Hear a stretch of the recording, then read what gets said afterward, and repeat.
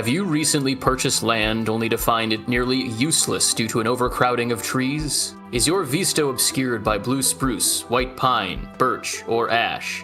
Are you in need of usable lumber in a short amount of time? If so, Zepho Beck is the arborist for you.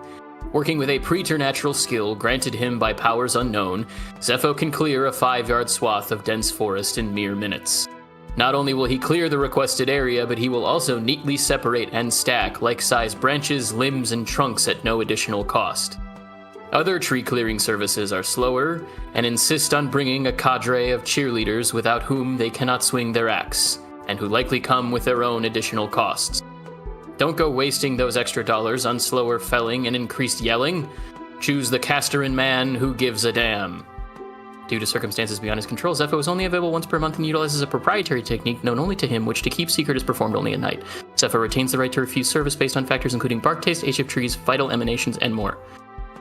Zepho Beck Arboreal Services. Use code FULLMOON to get 10% off your first cord of wood.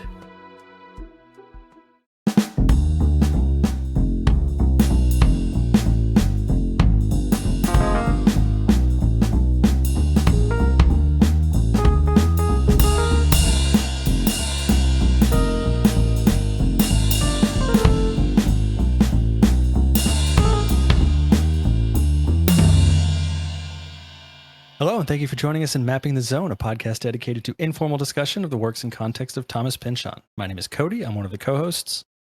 Hi, I'm Will. I'm Luke. And I'm Kate.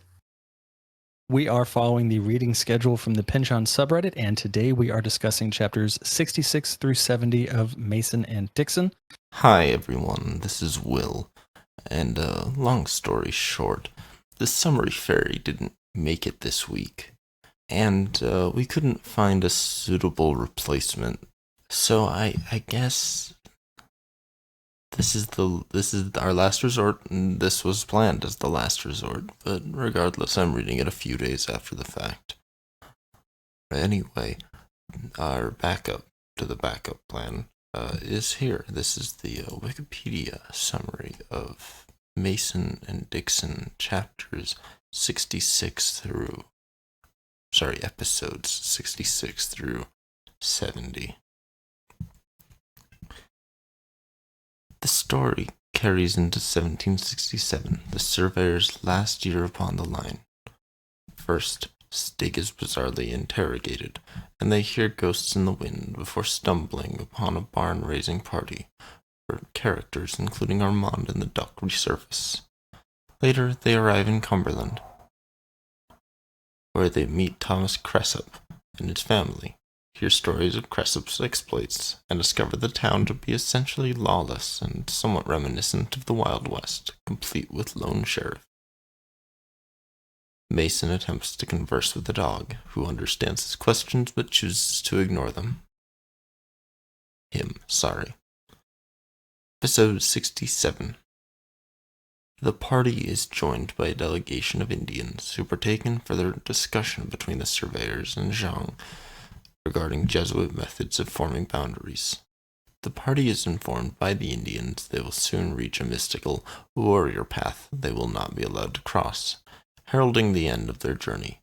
The Indians then regale them with tales of an area to the west filled with giant produce and containing a marijuana plant so large its branches support settlements, perhaps as a coded effort to sell the surveyors some of that latter substance. Eventually they are taken there and discover huge tomatoes and beets, which they reason cannot be God's work and must be the legacy of departed giants. Episode 68. The surveyors release most of the party, keeping their retinue of Indians and a few others, and continue west with the line, taking a ferry across the Yoyogani River Lake. The Stygian captain of the ferry discusses with them the ghost fish in the river, his personal tragedies, America's propensity for war, and, to the dismay of the surveyors, points out and makes personal use of the correlation between war and business. The party then ponders what awaits them on the other side. Episode 69. The duck, its powers augmented by the negative energy of the line and obsessed with the decoy the party have created and placed upon it, becomes a permanent resident of it. Meanwhile, Dixon becomes obsessed with infinite westward expansion, and the party approaches the Monongahela River. Meanwhile, 2 axemen are killed by a falling tree. A wide variety of Indian nations take an interest in the party as it passes through the lands, where the surveyors eventually travel upon the warrior path amid feuding war parties. Lastly, Mason and Dixon share a dream of pursuing their path further west. Episode 70. The surveyors finish the line and, deciding to take their chances, leave the party and cross the warrior path in the dead of night to ride to the river, all the while suffering from various ailments and illusions, as well as paranoia that they will encounter a similar fate to Edward Braddock. They reach the river and are discovered there by Indians familiar to them who are returning from scalping Lord Lepton, proving it by displaying his rifle, complete with its menacing and possibly satanic insignia. The party then commences their return journey, heading west amid hardship and difficult weather. Alright, everybody. Enjoy the rest of the show. Let's start with our general view on these chapters.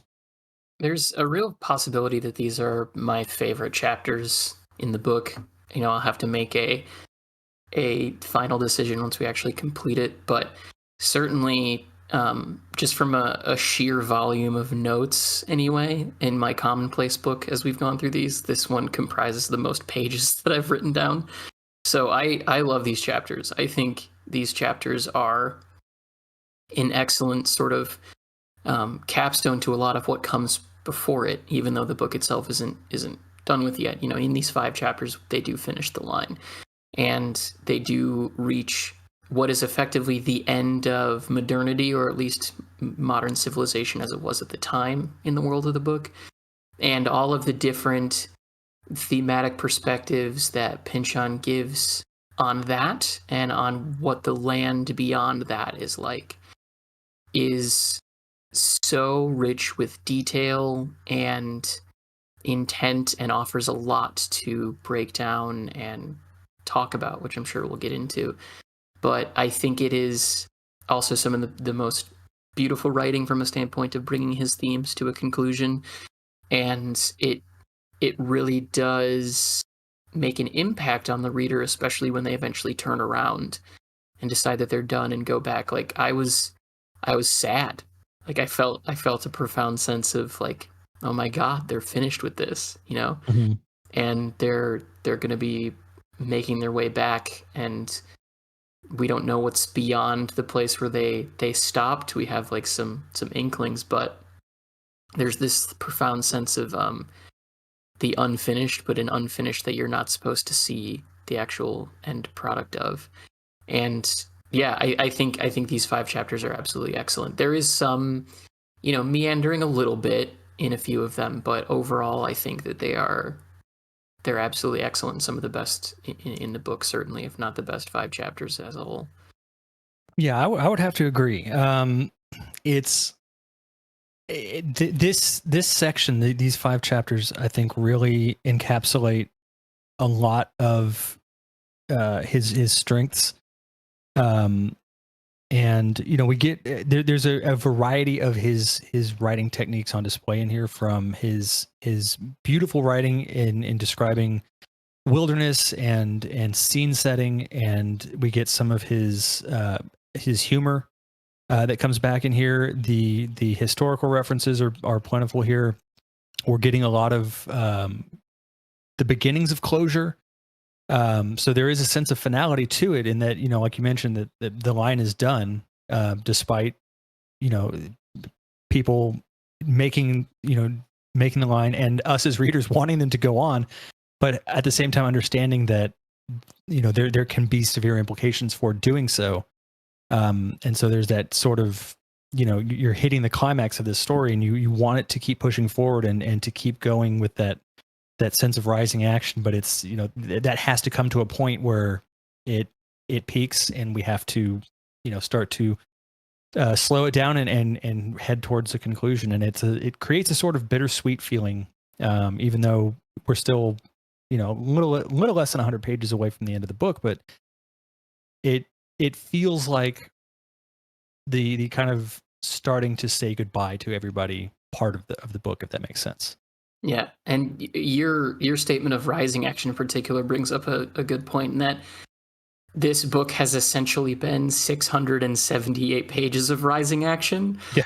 Just constant like escalation and pushing forward and all of that. So to have what is essentially the climax of the book happen, to your point, a little over 100 pages away from its conclusion, is pretty unique.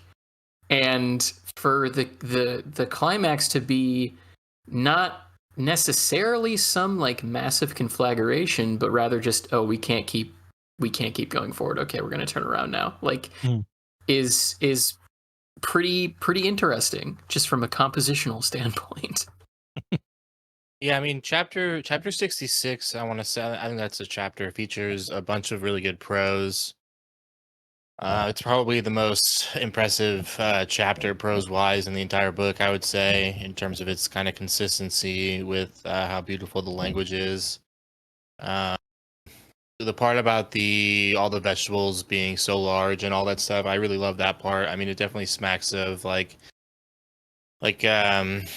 Native Americans or natives of North America. The whole El Dorado myth. There's a few different things it kind of brings to mind.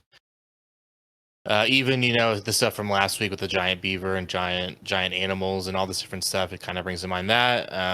It is really interesting that there is such a long tangent about hemp and the hemp plant being like a place where people like hang out on it because it's so big that you can climb it, and parts of it start burning. Although we don't get the effects of that burning. It is, as I pointed out before, it is really interesting that a guy like Pynchon, who's a little bit older at this point, is still including prolonged tangents about marijuana, which definitely seems to be kind of his calling card, at least in some ways. Yeah, and I mean, like we've talked in the past few weeks about the fantasy aspect of this book, and that part of these chapters is definitely reminiscent of a more of the fantasy genre. We get some more stuff about talking dogs and how dogs have taken a vow of silence, which is always interesting.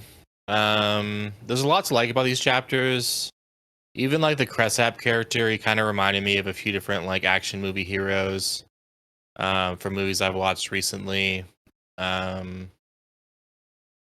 Yeah, I mean these are some interesting chapters. I also think it's notable that I want to say this is pretty much the first time in this book that we get any prolonged encounters with Native Americans where they actually have dialogue, and we actually get some descriptions of them, and Mason and Dixon are actually directly interacting with Native Americans. I want to say that's the first time that really happens in this book, and it is nice that Native Americans are given a voice in this book, and that we do get a prolonged section of those interactions. I also this was the last thing I'm going to say, I think, but it is nice that Mason and Dixon seem to be at least semi-respectful of the wishes of the Native Americans and the traditions of the Native Americans. Whether or not that's historically based, I'm sure we'll probably never know.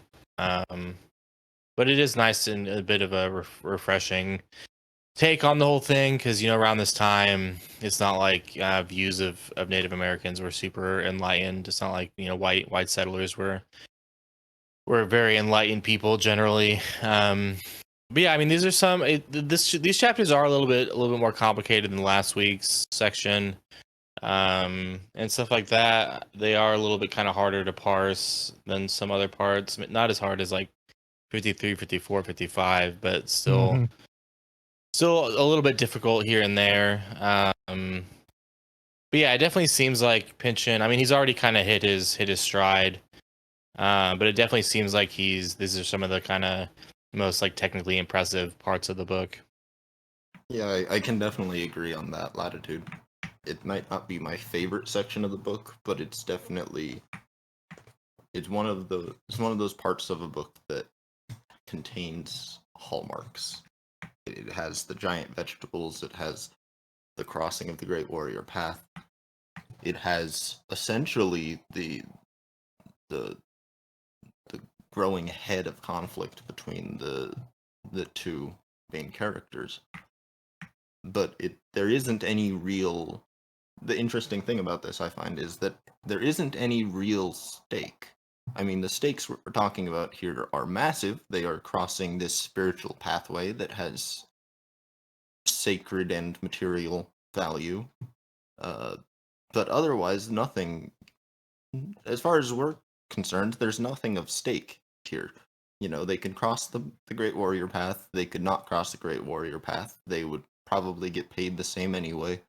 It really doesn't matter, except that, you know, alternatingly, they kind of just want to keep on going, and that is, you know, the gist of it, I guess. And it's a lovely it's a lovely section because of that combination of truly virtuosic writing and the slightly less experimental things that are happening here compared to earlier in the book. And yet, you know, when I first read this, I was sweating, tense, anxious about whether they'd cross the path. You know, that it really is built as something that's important, even though we really have no clue why. We don't understand why. But the weight of it is still conveyed to us, and that is an impressive trick that Pynchon's able to pull. And the fact that it's sandwiched between, like, these images of, oh, people living in a giant marijuana bush, and some guy going crazy talking about a giant statue that nobody has ever seen following him. Like, he pulls off that degree of tension without stakes that anybody's aware of, and yet it doesn't feel like the world's about to come crashing down.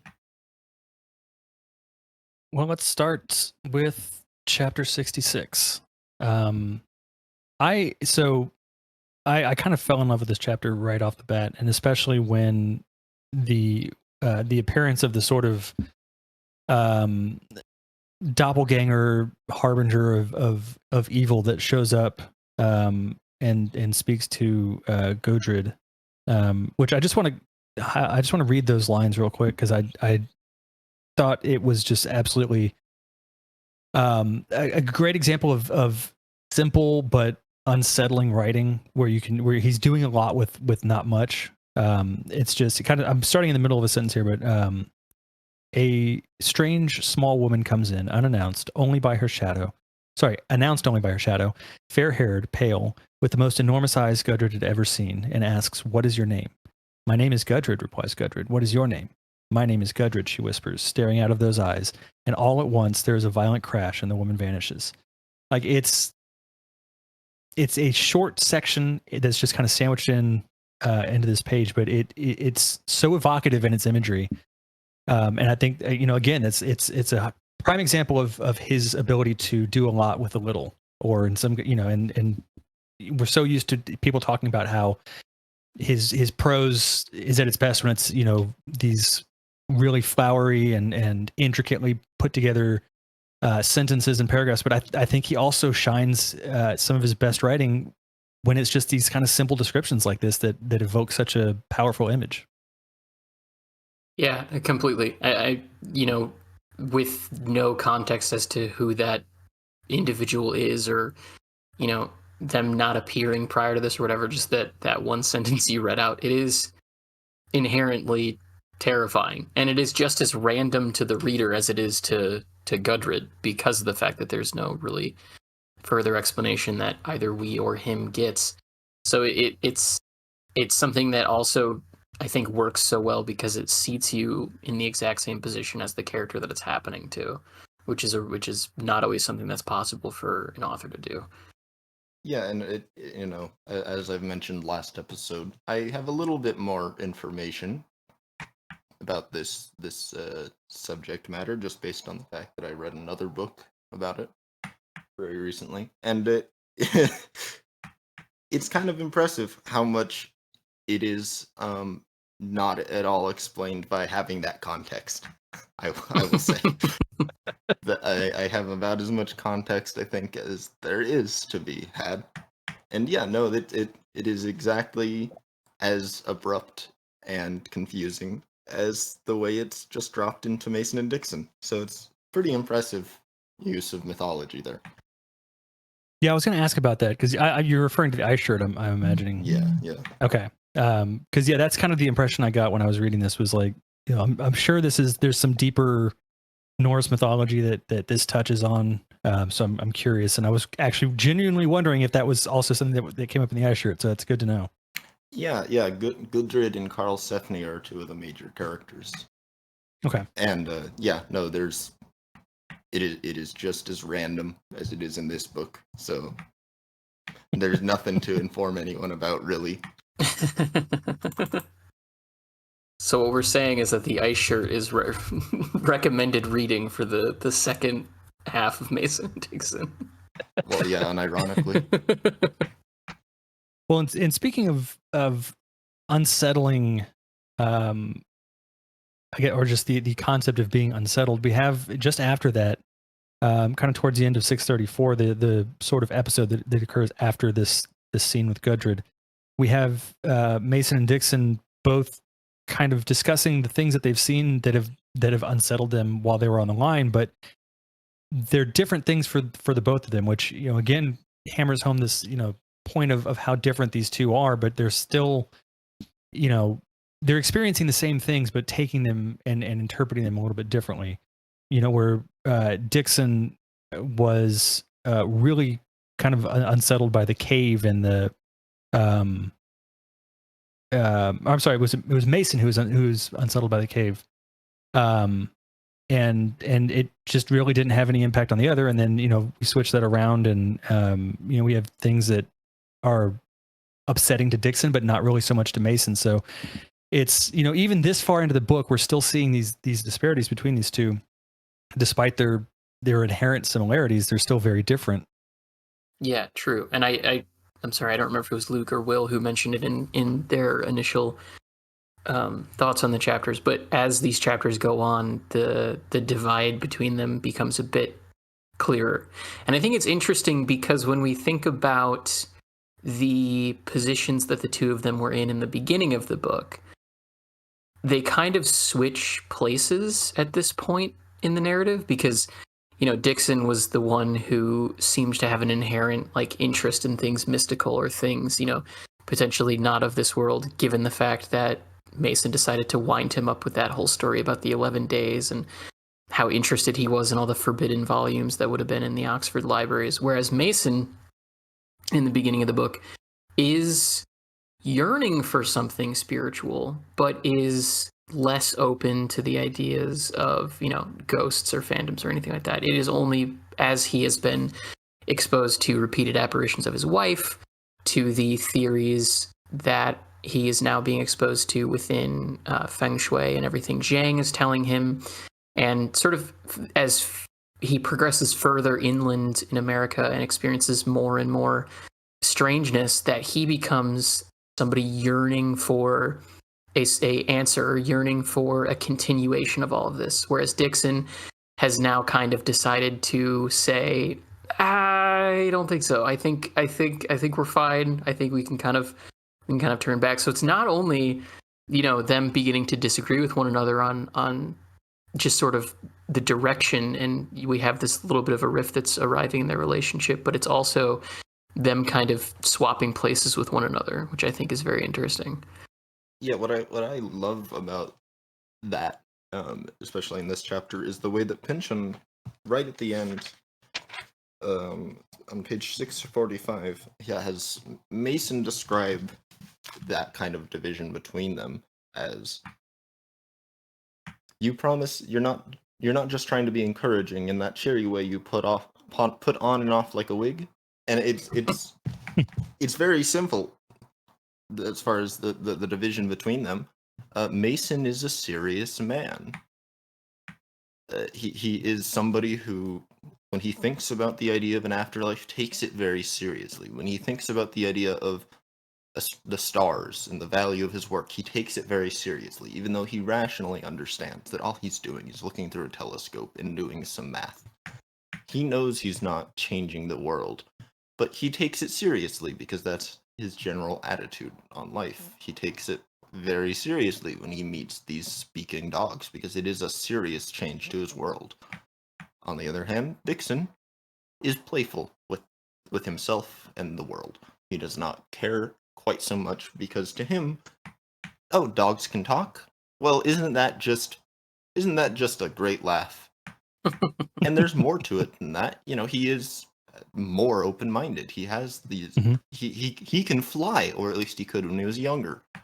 He has the genuine insight into the mystical that Mason seems to lack. But he is also somebody who does not care because he doesn't take it seriously.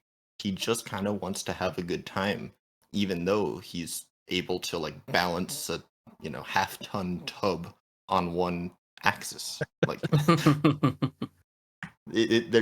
is the discrepancy between the two of them, and it's very utterly laid out here. Yeah.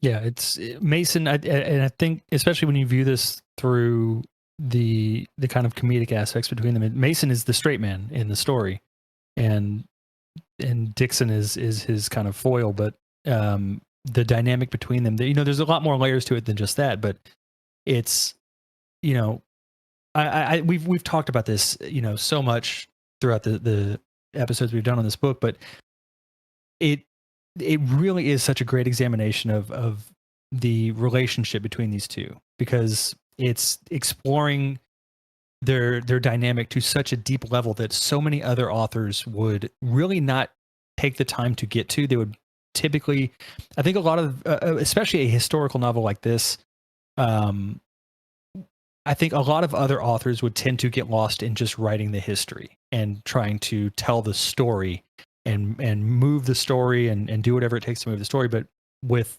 someone like with Pynchon's ability to write the way he does,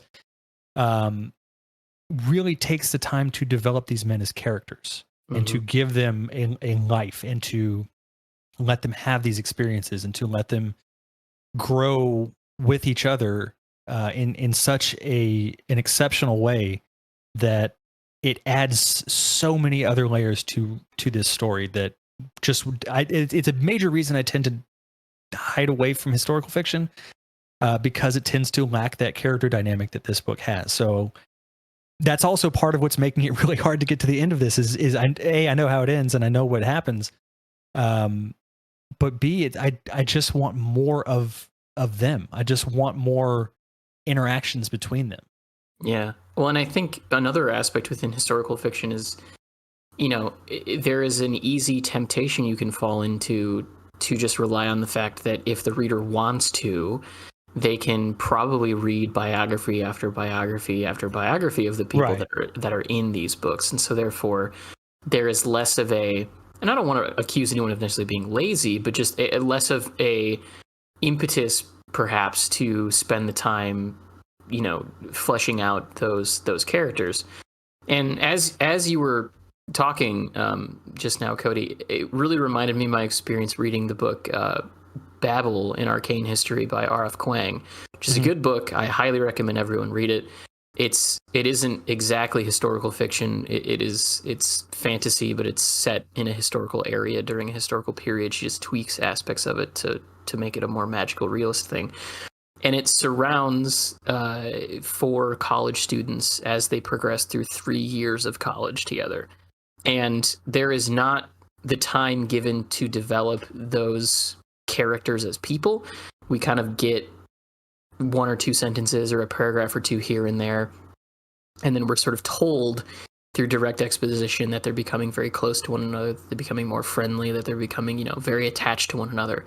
But you don't actually watch that grow organically through the dialogue and through the events that are happening. And that book is 545 pages or something like that. So it's about 150 or 200 pages less than Mason and Dixon, but the actual quantity of time given here, I think, doesn't match up to 200 pages of character building. Exactly. It is done as the narrative progresses. And so you have all of these, examples even from outside of historical fiction that still don't necessarily take the exact same approach in accomplishing that.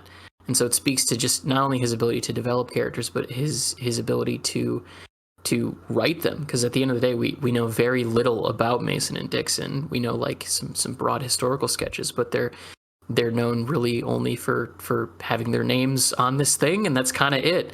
So he was still given free rein to really figure out a lot of how those characters were going to be, and he chose to do so, which is just incredibly commendable for what this book represents.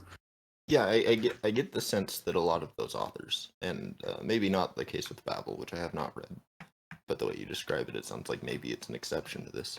But in general, it seems like historical fiction authors are stuck between, choosing to be historically accurate and writing an exciting story.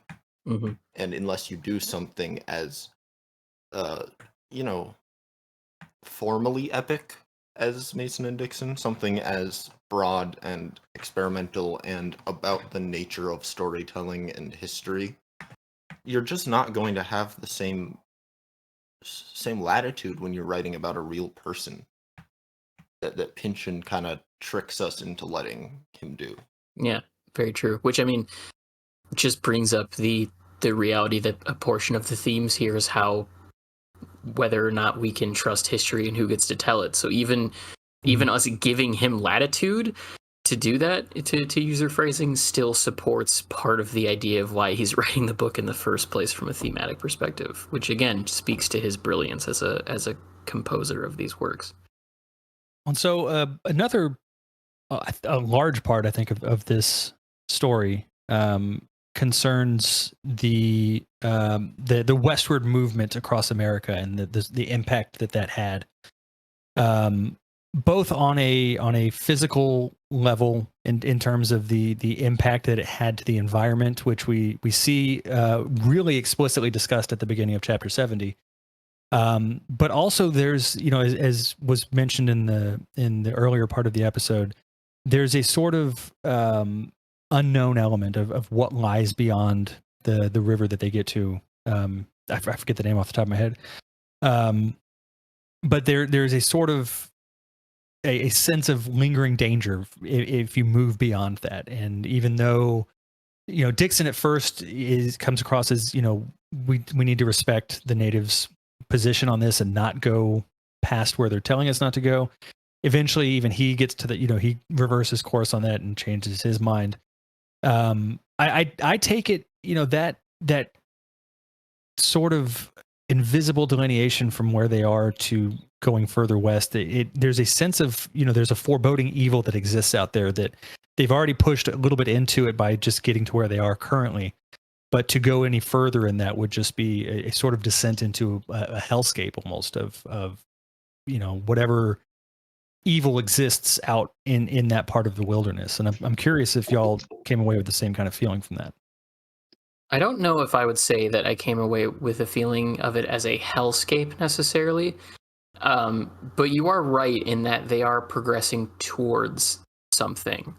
And what I was really struck by over the course of these chapters, and not just 66, so, in what I'm about to say kind of gets into the next chapters as well, is that there are a lot of parallels between these chapters and the nation of Israel coming out of the desert after leaving Egypt and going into the Promised Land, where they spend, 40 years wandering around in the wilderness, but then they eventually kind of get to the border of the Promised Land, and they send scouts into the Promised Land, and the scouts come back and they tell them that it's a land filled with giant crops, just huge fruits and vegetables. One of the descriptions is a single vine of grapes has to be carried by two men, like on a pole. And it's also equally filled with men who are giants. And from a standpoint of historicity, looking beyond just the Bible to that area prior to the establishment of the Kingdom of Israel as a formalized nation, there was a lot of internecine warfare, bloodshed, and slavery going on between different tribes of people that were in that land at the time. There's no proof that they were obviously giant or that their crops are huge or anything like that, but stretching back to, Abrahamic days, there was a lot of violence going on there. And we've seen time and time again over the course of Mason and Dixon, America being likened to something Edenic or something, like a continent of paradise. And yet at the same time, like we talked about extensively in the last 5 chapters, it is a land where slavery is old upon its shores, to go back to Luke's favorite quote from last episode. There's, a great history of violence and bloodshed from multiple cultures that have ended up on the shores prior to Mason and Dixon's arrival. And what they're stepping out of and potentially into by crossing these lines is out of modernity and out of civilization and out of where they are familiar and into something that is essentially pre-modern. And it comes with the warning that time functions differently in these areas. And so there is a suggestion almost that they are stepping from the modern civilization they're in, out of that into not just the wilderness, but potentially literally something in the past, because there's all these allusions to time functioning differently. There's all these different sort of strange things going on that we'll get to, as far as, one of my favorite quotes from this section, the intersection of I forgot the exact wording of it, but savagery and civilization, or whatever Pynchon says. So I saw it as a lot of Pynchon getting away from the violence and inherent structure of modern civilization at the time to something else that is wholly unknown. And that warning that they get, saying that, you've gone too far west, you're no longer going to be protected, speaks to the idea that what it is that they were doing in mapping the line, what it is that they were doing in drawing this scar upon the land for whoever it is that required it of them, which we get an answer to, but also not really an answer to in these 5 chapters, is completed.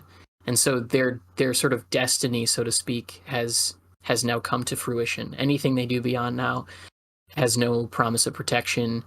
There is no further predestination for their events in America. They're done. And so I think it's something more of the unknown that speaks to the potential paradise of undivided land and unmitigated just sort of wilderness that Pynchon has been working towards over the course of this novel. So that's sort of how I see it, if that makes sense, as opposed to potentially a descent into hell. Yeah, that's definitely more along the lines of how I read it. I see it a lot as a sort of coming together of these ideas of discovery as undermining the spiritual aspect of things, kind of in a kind of a world spanning equivalent of, you can dissect a joke like a frog, but it won't croak anymore. Yep. Basically, the idea that, Mason and Dixon are going through and mapping and establishing human power and measurement in this place that has not been measured or known, in a sense.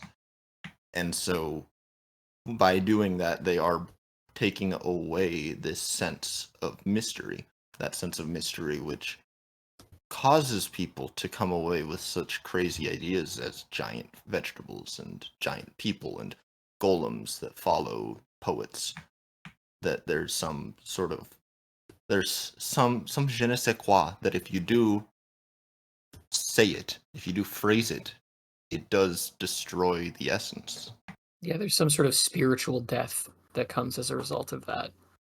Yeah, they're measuring. They're measuring the electron, and they can only find out the direction of travel or the rate of travel. They can't find out anything else. Well, and then we get, I guess I might have tracked this, and I just didn't let myself track it until I went on and looked on the wiki.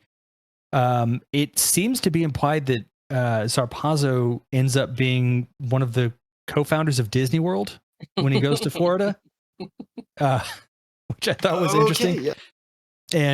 And brings back the Cobra brain pearl that we were stuck on a while back. I don't remember how many episodes ago that was, but it brings that back into context. And I remember reading that and I was like, Florida, what the hell? Like, why is that mentioned? And I was kind of stewing on it. And you know, the what is it, Jesuit pleasure garden of Dimensions Unlimited by neighboring parcels. And when I was just cruising through the wiki, they mentioned Disney World. I was like, okay, so that's what he's doing with his time, I guess. It's interesting and fitting, I guess. Which honestly, I would not be shocked if there's someone or multiple someones on the internet claiming that Disney World has some sort of weird Jesuit conspiracy to it. Or, I would not be surprised at all. Like a cultist nature or whatever. Like there was a movie that I wish I could remember the name of, where this guy, he made a horror movie that he filmed entirely guerrilla style within Disney World, and there was a certain subsect of people that claimed that he was actually exposing the satanic like origins and like mysteries behind Disney World, and then it's a miracle he made it out alive and everything. So I love that is included here in a book published in 1997, that this man who is ardently evil and certainly represents corruption and abuse in many forms from an institutional level is now involved in the founding of Disney World. Yeah, I took that as I did not realize the Disney World connection, but it's plainly there. But is it something along the lines of as Luke is referring to continually, the sense of people being, their principles being undermined by thrills and entertainment, in the same way that Dixon's moral righteousness has been eroded by exposure? Is that what Zarpazo's done? He's essentially been trapped by his own vices. Well, I think the interesting inclusion there is that it's not just a pleasure garden; it's a Jesuit pleasure garden, which could, speak to the idea that institutions purposely create places of entertainment and pleasure to erode people, like a real bread and circuses thing. Uh-huh. That was what I sort of came away from it with. Mm-hmm. Yeah, I didn't pick up on the Disney connection either, but I do think that that's both funny and like quite possibly in there. Well, and we also get right after that the return of everyone's favorite duck, who I think I want to get more of Luke's insight on this, because I forget now how long ago. Well, I guess it was when we first talked about the duck in chapter 53, somewhere around there, where Luke had presented the idea of the duck being a golem. And it's, we're at the point now where the duck is essentially this sort of supernatural entity that is in and out of time and seems to exist on a different plane than the rest of us, and eventually ends up, a little bit later on, getting they try to fool it with a wooden mock-up that why can't I think of his name? Carves up Tom Hines. That's who. But given that this is another appearance of the duck, Luke, I was curious if you had anything to sort of add to your initial theory on her. Yeah, it is interesting that the duck seems. I think the duck quotes Vaucanson. There's a French quote in there, because it is interesting to me that the man who created the duck is now like no longer, like the duck doesn't haunt him. The duck more haunts Armand and stuff. Because usually golems, I think, as we see at the end of this section, are more beholden to their creator, which again comes up, with Tox and the golem that follows him around at the end of chapter 70. Yeah, I don't really have too much to add. I do really enjoy the Duck in general. I'm glad that she comes back into the narrative. I'm glad that we get to see Armand again in this chapter. I also did like when Armand was asked by Luis's husband, how is the duck, Peter blurts. She told me about it, Luis. Armand almost blurts back, the duck is excellent, which is just such a stupid little chef joke that I love got tucked into there. Yep. So after that, we get the introduction. I think, was it Luke that referred to Cressap as a sort of reminiscent of like the action heroes of the late 80s and early 90s? Yeah, I did bring that up, especially because you did put it in the Google Doc for these chapters. You did put in the Pynchon Wikis thing, right? Yeah, That's it's longer. absolutely, his story is bonkers. Like so Pynchon touches on it, and basically what Cressap talks about, his sort of backstory of rambunctiousness and lawlessness, really kind of just scratches the surface. So I just want to read what the Pynchon wiki had on him, because it's absolutely wild. It says Sheriff Samuel Smith of Lancaster County brought a posse to arrest Cressap, but when Deputy Knowles Daunt was at the door, Cressap fired through it, wounding Daunt. The sheriff asked Mrs. Cressap for a candle so that they could see to tend Daunt's wounds, but Mrs. Cressap refused, crying out that not only was she glad he'd been hit, she would have preferred the wound had been to his heart, end quote.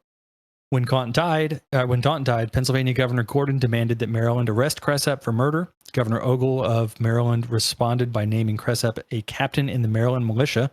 Cressap continued his raids, destroying barns and livestock until Sheriff Samuel Smith raised a posse of 24 armed, quote, non-Quakers to arrest him on November 25th, 1736.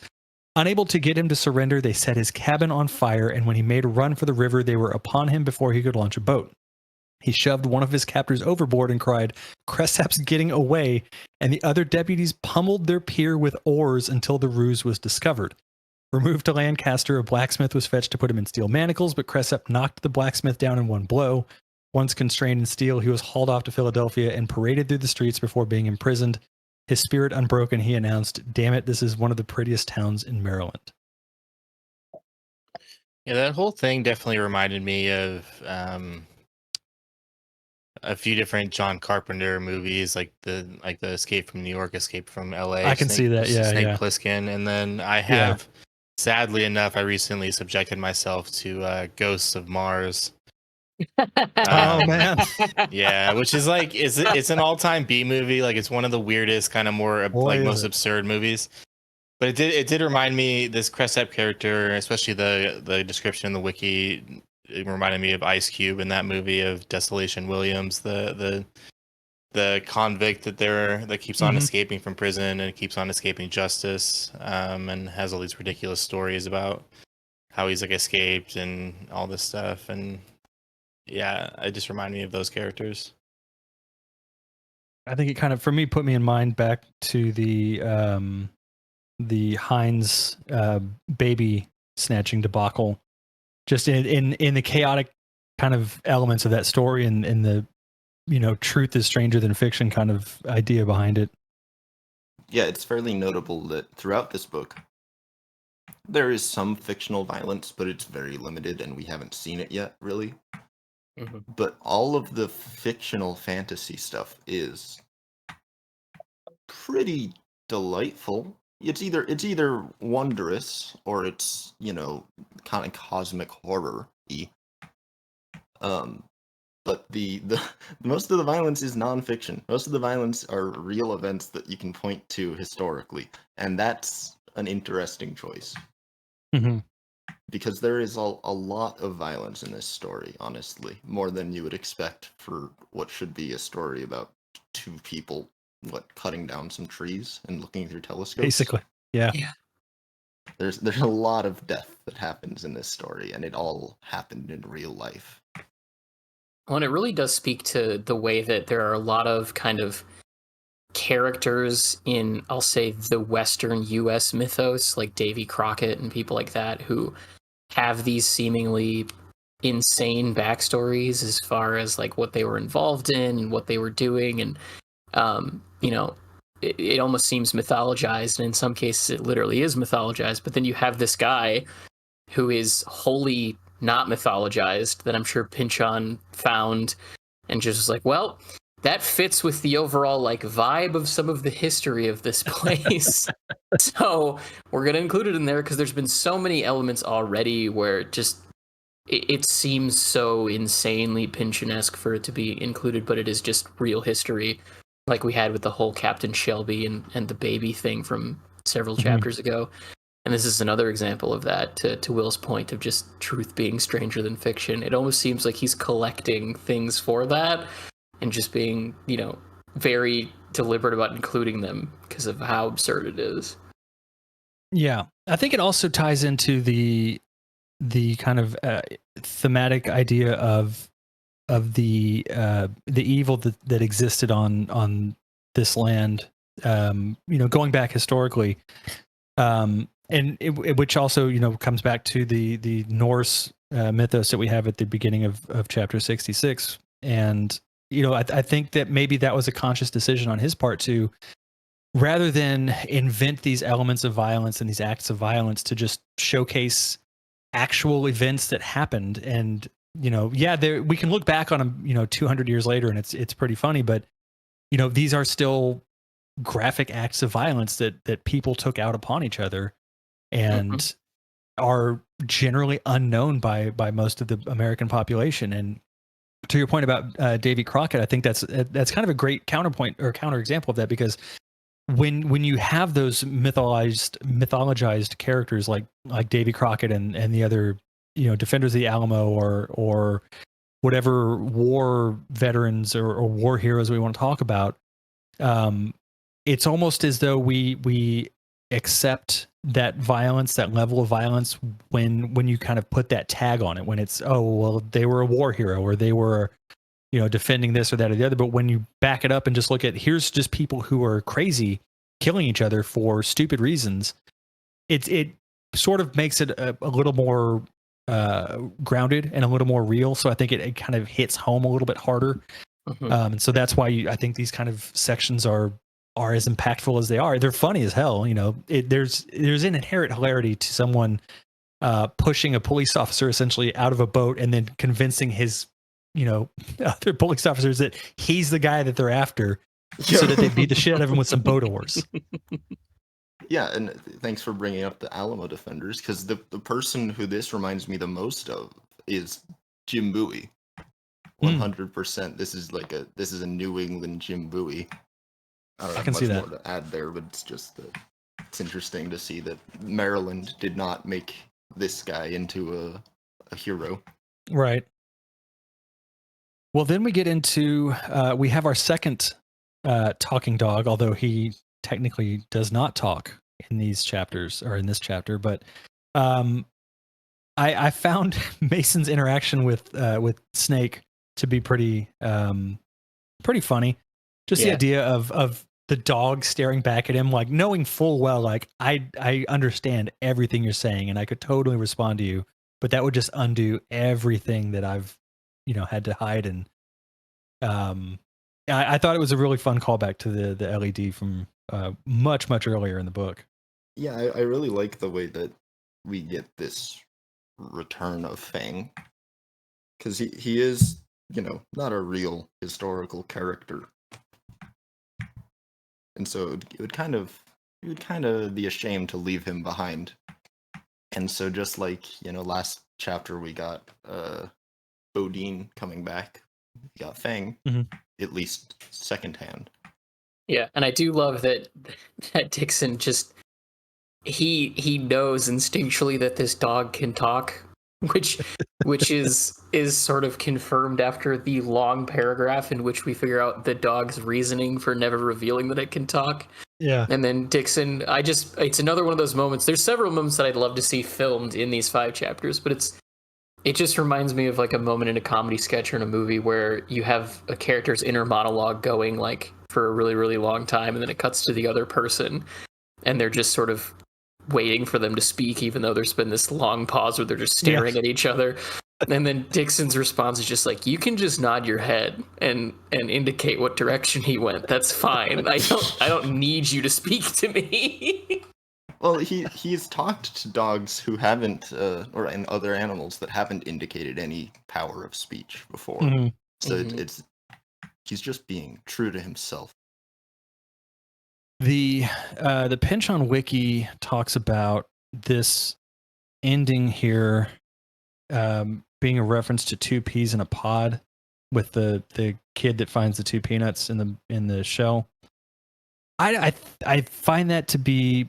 I mean, I guess I can see where they're coming from with it, but it just seems like a little bit of a stretch. I think it's just I don't know. It reads to me like just a kid showing him a cool little magic trick to kind of get him to stop arguing. Yeah, it seems a lot like it reminds me a lot like of the of just the other scenes, particularly in Gravity's Rainbow and Crying of Lot 49, where like little kids pop up just to tell a joke. Mm-hmm. I think it's just there for the sake of telling this very funny joke. I love this. I'll show you something no one's ever seen before and no one ever will. It cracks me up every time I think about it because it's It really a is good. delightful joke. It is pretty funny. I do think it could. I actually had forgotten that the kids show up like that in other of his books, but it does remind me of the general warmth of this book and the fact that Pynchon would have had a kid who is probably below the age of 10 by the time this book came out. I kind of forget how old this kid is now. I think he's about your age. Yeah, I think you're right. They probably would have been like, between 7 or 8 or 9, which is around the age where, kids start telling each other jokes, and the kid could have heard this at school and Pynchon just kind of added it or something. Mm-hmm. Yeah. It does have that kind of warmth to it where it does seem to be like, I don't know. I do really love that small section as well. It actually is pretty funny. It's funnier than some of his more kind of belabored puns in Gravity's Rainbow and some other books. I It's feel like it's not cringe at all, which I feel like he trades in cringe a fair amount with his humor. that's true. I feel like this is exactly the kind of joke, though, that if someone told it to Thomas Pynchon, he'd like lose his mind laughing. And Yeah. so I wouldn't be shocked at all if potentially this is something Jackson Pynchon just did to his dad at some point. Yeah. Yeah. And then he's like, oh, yeah, I'll include that. Yeah, it's very much in the same spirit as For de Mille Young for Henchman Can't Be Wrong. It's just, nowhere near as belabored as you said, Luke. Anything else anyone wanted to go over on 66? I just really like the whole fond of rats thing because it is truly hilarious. I've never heard of dogs eating rats actually. Mm-hmm. But this is rat tail with navy beans, essentially. Sounds horrible. I mean, it might not be the worst food that's been mentioned in the book. Let's be fair. I think the pizza might be worse than this. I don't. The pizza's made up of ingredients that I love, so. Right, but that's also one of those cases where you can. I remember as a kid, combining all the sodas at the soda fountain, thinking like this is going to be the greatest thing ever, and it 100% is not. So sometimes even like putting the that. things together. You really go in for the suicide at the soda fountain, huh, Will? I don't anymore, but when I was younger, I did genuinely enjoy it. I can't. The flavor was- of a mystery dum-dum. Oh no, thank you. No. Yeah, I did the suicide once at a gas station, I think when I was like 10 or 11, and that was the last time I ever did it. But I had friends that loved it, or at least they said they did. I don't think I ever did all of them, but I did experiment with different mixtures, and you can actually, if you can find some good mixtures. It's just mixing all of them is not to be recommended in my opinion. Yeah, there's always the one that's going to push it over the edge. Yeah, like and just make it undrinkable. I was about to say it's always a Mountain Dew. Mountain Dew does not go with anything else. It really doesn't. Which is ironic, given that it was designed initially as a mixer for whiskey. Yeah. All right. Anyways, Mountain Dew is not sponsoring this podcast. I just need to point that out. Dr. Pepper, though. Dr. Pepper, though, yes. Thank you for your wonderful money. Yeah. All $52. One for each flavor. Yep. All right. So, chapter 67. I was going to bring this up last week when I couldn't be here, but there are several times throughout this book where I get a very Lynchian, David Lynchian feel from certain scenes. In last week's episode, it would have been the opening of chapter 61, where they're talking about the mounds and the connection to the indigenous Americans. I kind of got the same thing here at the beginning of 67 when Mason and Dixon are watching watching the Indians slip back into the forest. It for me had a very Twin Peaks Black Lodge vibe, especially when you get to the end of the series and you actually see a couple of different people that go into and come back out of the Black Lodge, and it's setting within a very dense wooded area. So I don't know if Pynchon was watching any Twin Peaks. It seems like the kind of show he would be totally in on. But I get that vibe from certain parts of it, and that was one of them. Yeah. And I mean that paragraph too is also just amazingly written, where it says watching an Indian slip back into the forest is like seeing a bird take wing. Each moves vertiginously into an element Mason, all dead weight, cannot enter. The first time he saw it, it made him dizzy. The spot in the brush where the Indian had vanished vibrated as an eddying of no color at all. Contrary-wise, watching an Indian emerge is to see a meaningless darkness eddy at length into a face, and a face, moreover, that Mason remembers. And the reason I wanted to read that out is I'm curious if you all have any thoughts on the inclusion where it says a face that Mason remembers. Is it possible that this is just a reference to the fact that Mason helped Indians resettle when he was visiting, I think it was New York? Or is there something else that Pynchon is getting at by saying it that way? I definitely think it could be. It could have a connection to his work with resettling. I think it also. I think it maybe is implying a sort of spiritual level that it's impacting him on, especially given his the past instances where he's seen like Rebecca's ghost and other kind of phantasmal spirits. I think it's kind of maybe sticking with him in that sense. Like it's just a sort of image that he's never going to unsee. It's always going to kind of live in his mind. Yeah, that's how I interpreted it. But I can't. I don't know. I don't think that it's supposed to be the people that he advised. I don't know. It's interesting. I'd have to go back and scan through the whole book to see if there was one particular Indian that he had a conversation with. I don't think so, though. Yeah, not that I could remember.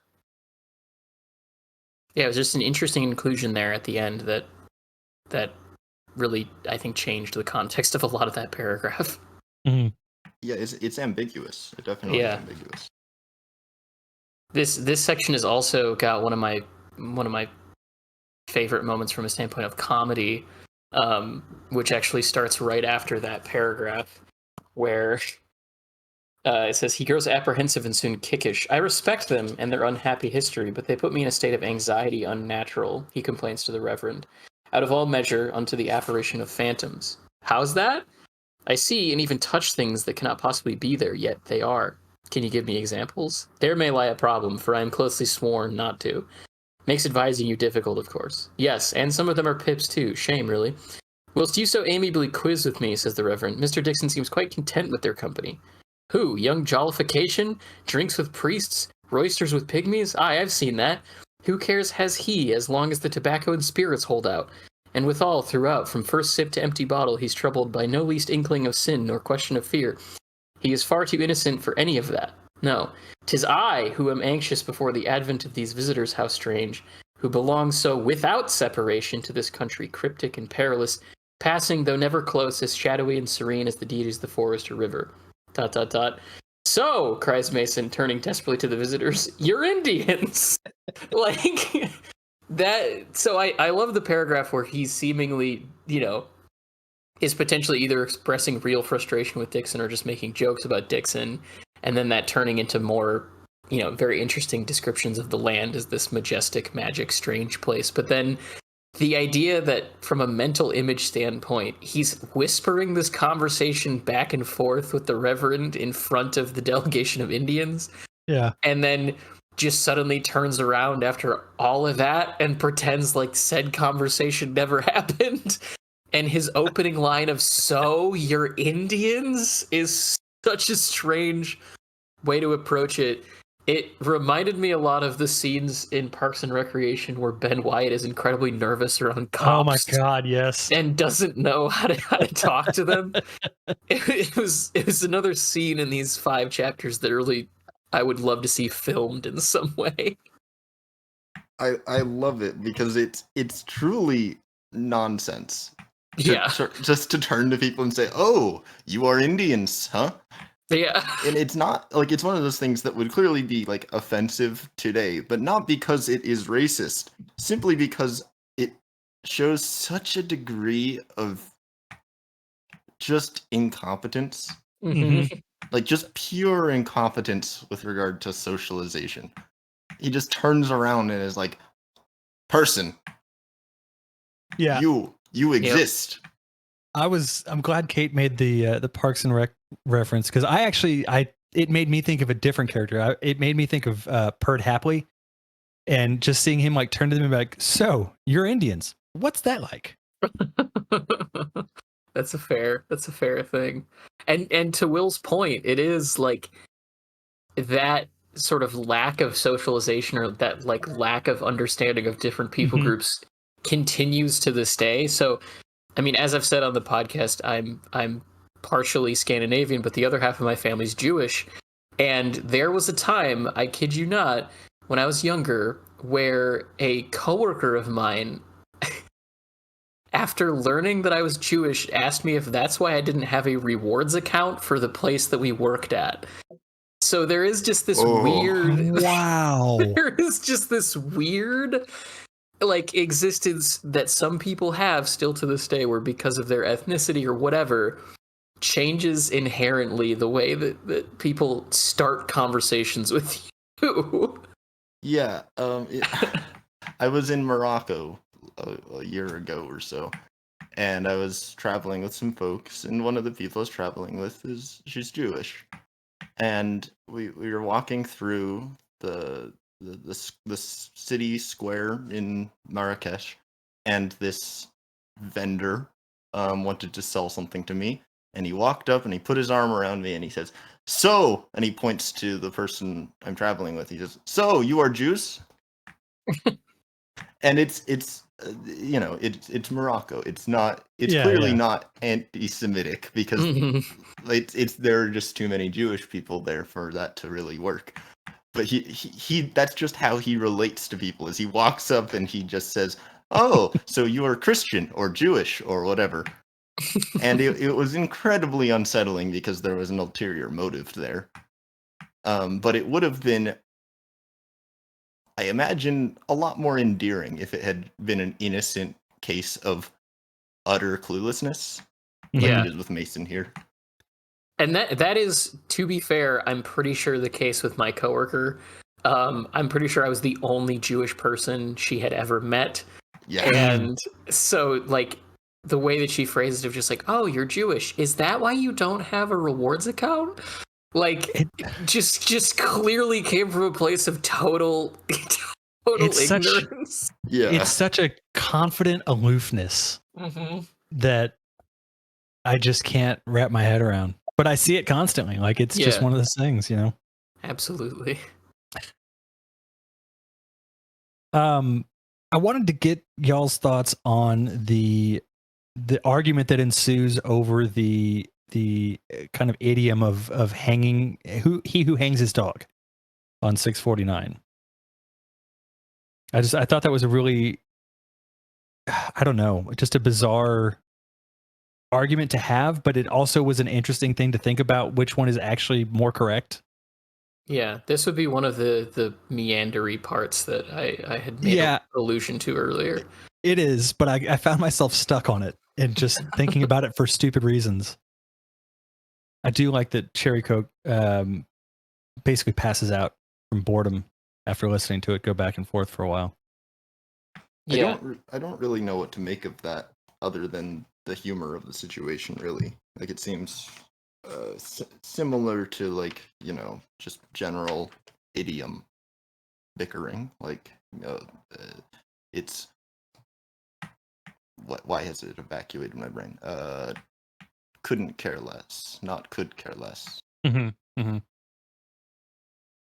Yeah, I feel like and sort of kind of to move to the dream section, I'm super interested in the 2 paragraphs after the page break where the dream ends, but within the context of the dream, it feels like as they are getting closer to this like western border that they're going to run into, and the warrior's path as a whole, it is affecting the environment spiritually to the point where, you know, this particular reverend, who is supposed to be more spiritually in tuned by way of his job, even though with this character in particular that's a dubious claim at best, he is being influenced by sort of the power of that border, or the power of the land that they're now traversing to, and it's carrying over into his dreams, where he's getting a view of the land and almost like potentially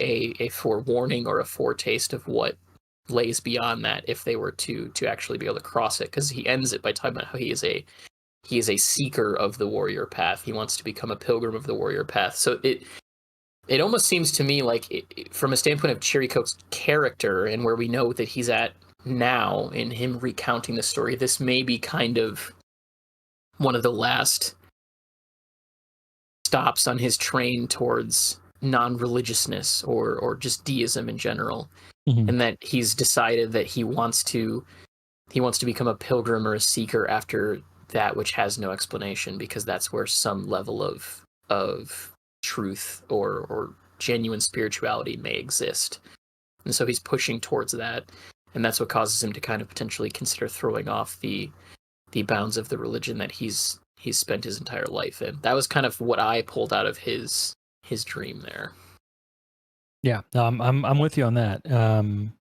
And it does lead into some really interesting parts of this chapter that come after it. So, did you have anything in particular about it you wanted to start with, or? Well, I figured I would start with just reading it out. It's not too long. Yeah.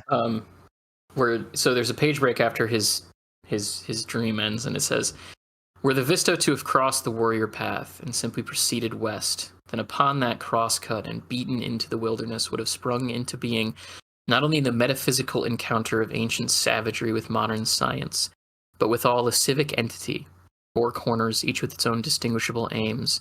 Sure as Polaris, the first structure to go up would be a tavern, the second, another tavern, setting up businesses upon the approaches for miles along each great conduit. There would presently arrive wagonsmiths, stock auctioneers, gun makers, feed and seed merchants, women who dance in uncommon attire, lanthorns that burn all night, pavements of strange metalling brought from afar, along with all other heavy cargo that now streams in both directions.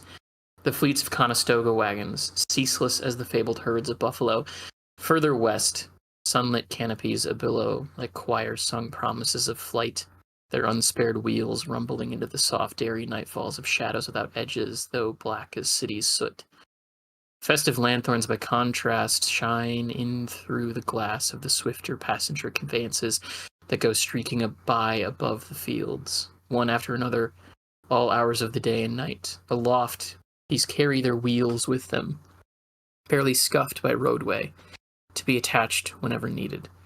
Singing and gaiety may be heard passing through the airy gulfs above. Newcomers to the lay-born life are advised not to look up, lest, seized by its proper vertigo, they fall into the sky. For 'tis happened more than once Drovers and army officers swear to it, as if gravity along the Visto is becoming locally less important than rapture. I think that there's a couple of different readings that you can apply to those two paragraphs. The first, that there would be some kind of literal thing that would happen, where if they crossed the line, if they crossed the warrior path and they continued the Mason and Dixon line west through into the, I'll just say, Edenic land that they're at the edge of now, that literally all of this stuff would suddenly appear. That the way time works in this area would cause all of this to happen. I think that rather, instead, what Pynchon is really getting to here is metaphorically their decision to cut into this Edenic paradise will eventually lead to all of these things happening, because everything that is mentioned in these paragraphs, if you really go through it, are, mostly future technologies or future things. Obviously, taverns aren't, and I do think it is funny that the first thing that appears is a tavern, and then the second thing that appears is another tavern. But when you get into the list of everything else that he's talking about, you have all of these different things that eventually represent westward expansion in the U.S. 100 years from now. Wagon smiths creating wagons for people to go take a land and build a homestead on. You have that.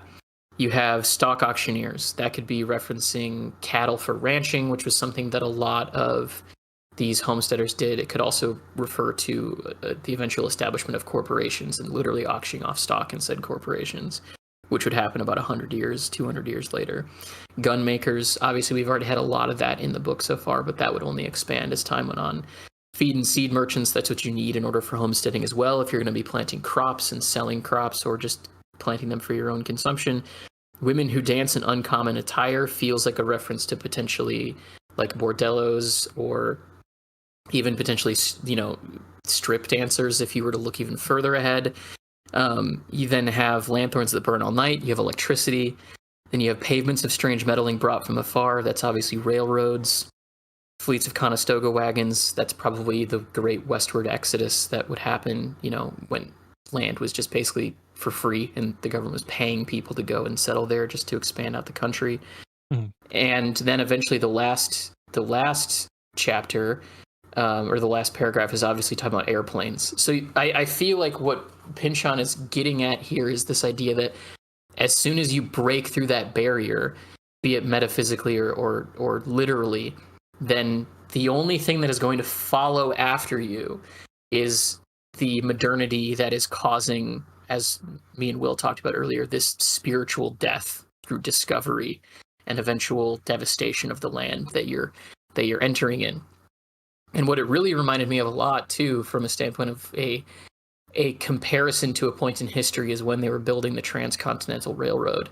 Like, the Transcontinental Railroad was cutting through a massive amount of untapped land. And as it did so, there was towns that followed it, where you had not just the railroad being laid, but you had all these people building houses. You had all these people selling, wares and selling seeds and crop and food. You had certainly brothels propping up there. You had all of these things continually following the production of the Transcontinental Railroad, which was just absolutely laying waste to what Pynchon here is describing as the what did he call it? The ancient savagery of this untapped land, this sort of verdant landscape. So I think that's really what he's getting at there, is this idea that as soon as you cross that barrier, there's no going back. All this other crap that leads to this spiritual death that a lot of this section of the book is talking about is inevitably going to follow with you. And that's why there is no safety if you do that for Mason, Dixon, or anybody else. Yeah, it's also, I know, again, we bring this up constantly, but this is, I think, a very direct foreshadowing for what's to come in Against the Day, because these two paragraphs, or I guess it's really just, no, it is two paragraphs. Everything you just described is really very much laid out in Against the Day, and those themes, those ideas, those concepts are what really drives a large part of that book. Which, again, after reading this as as detailed as we have been and diving into it as much as we are, it just makes me more and more excited for when we eventually do get to Against the Day, because I'm really looking forward to unpacking everything that's in that book after kind of seeing all the connections to it in here. But that I think you're absolutely 100% on the nose with what he's getting at with those two paragraphs. And again, that's, like I mentioned earlier in the episode, these chapters are such a good example of his strengths, and this is a prime example of that. Is he is packing so much into two paragraphs that take up maybe 3/4 of a page altogether when you put it together. Right. It's incredible. Yeah, and it's incredible because, and this is something I brought up several times over the course of reading this book, where you can read over that and you can have a inherently, I guess, spiritual connection to the words on the page in the strangeness of what they describe, and you can maybe come away with it with an understanding that he's talking about airplanes in the second paragraph, or that foreign metals laid on the ground is maybe a railroad or something like that. But if you've been reading closely like we have, and you've been trying to break down the themes that Pynchon is talking about, you understand that that moment only works if you have an understanding of everything he's been doing for the past at least 20 chapters. Mm-hmm. And that the reason why it can be so brief, to your point about it only being like 2/3 of a page, is because it is sort of a capstone to themes that we've been going through for 20 chapters now.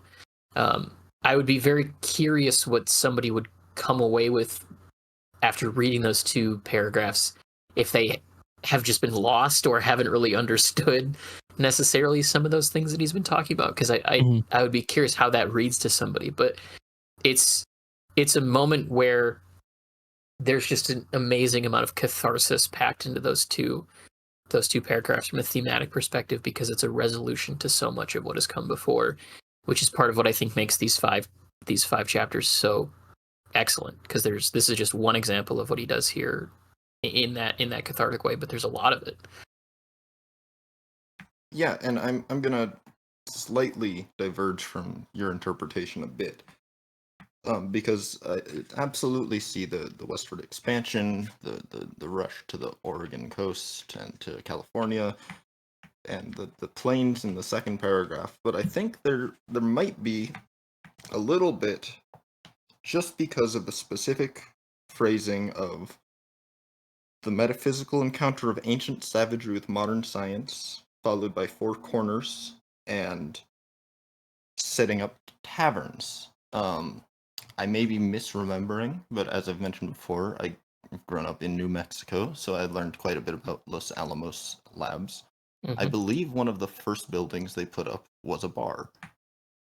And I wouldn't be surprised. Yeah, and with the ending of the paragraphs, including name dropping, as if gravity along the Visto is becoming locally less important than rapture. Throughout Pynchon's books, the atomic bomb sits as kind of an icon of rapture in this modern sense, and you can kind of view this as dancing around the establishment of Los Alamos and the development of the atomic bomb as the culmination of all of this Western expansion, especially with the choice of the phrase of women who dance in uncommon attire, given the proximity of Los Alamos to the Hopi Nation, where they have those very very publicly accessible ceremonial dances.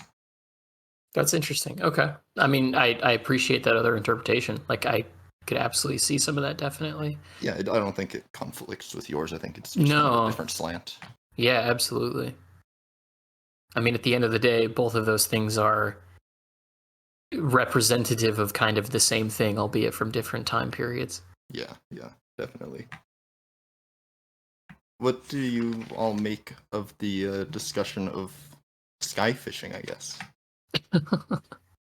I thought the comparison between the gods of the indigenous people being just at the horizon versus the gods of the Europeans being in the sky pretty entertaining, just from a standpoint of that comparison between the two of them as they talked about it.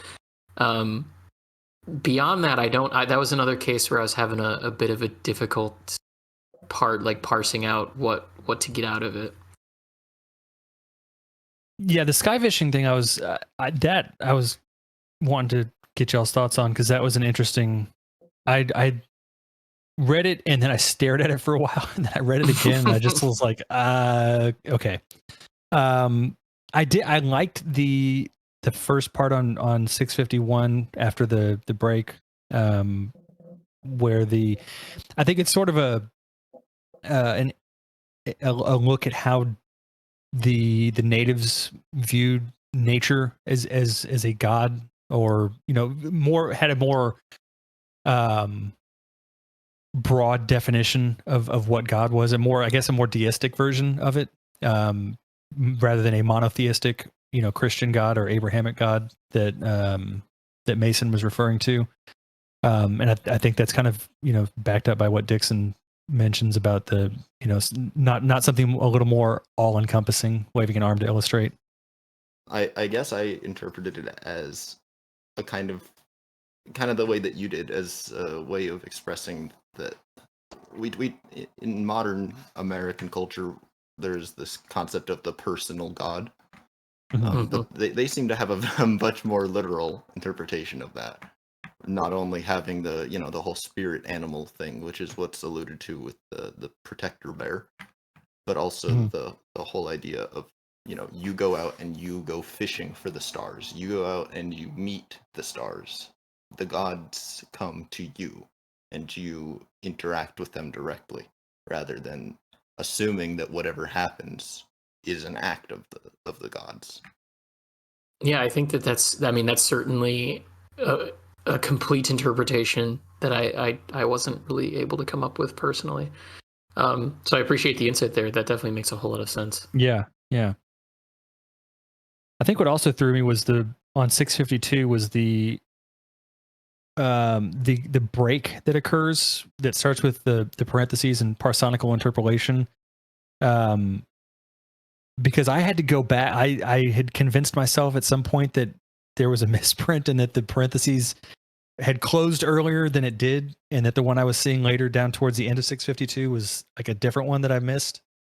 So I also did myself a disservice by reading this chapter later at night than I usually do. So it probably had something to do with it.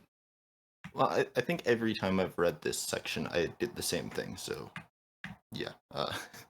It looks weird. It's a very long parenthetical. Yeah. Yeah, and it is interesting that Cherry Coke does seem to kind of continue his story at least a little bit within the parenthetical.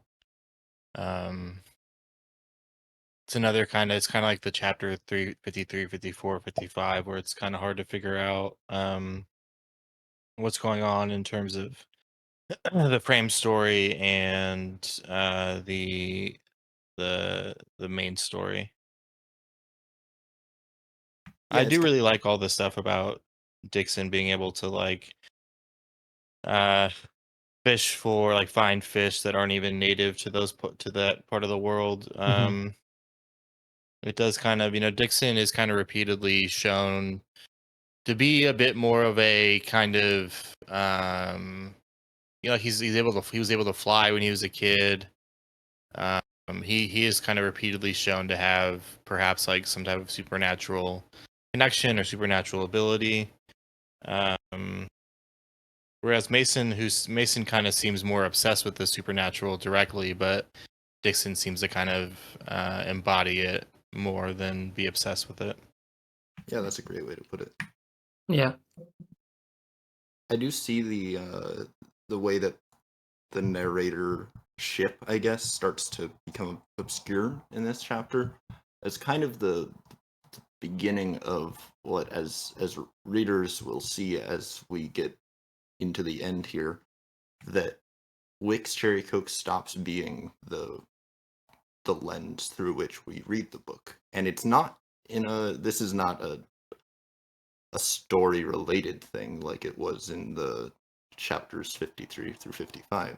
It's just a more general style thing. It just starts to break away, and I think it's interesting how early it begins. That's a good call out, because it is fairly subtle in how that begins in these chapters. Well, we do also shortly after that get some more more insight into Mason and the kind of, I guess, inherent sadness that is within him when he looks up at the sky, and as it's described, Mason looked up at his parents' faces turned aside under a great seated sky without a moon, under the unthinkable leagues of their isolation. And it goes on. It's a really beautiful couple of paragraphs there. But it just kind of reminds me of the kind of the never ending loneliness that Mason feels. Especially when he talks about at the end of those couple of chapters, where he just kind of realizes that he's probably with a bunch of people who would rather see him dead, and that the only people who probably really care about him are on the other side of the ocean.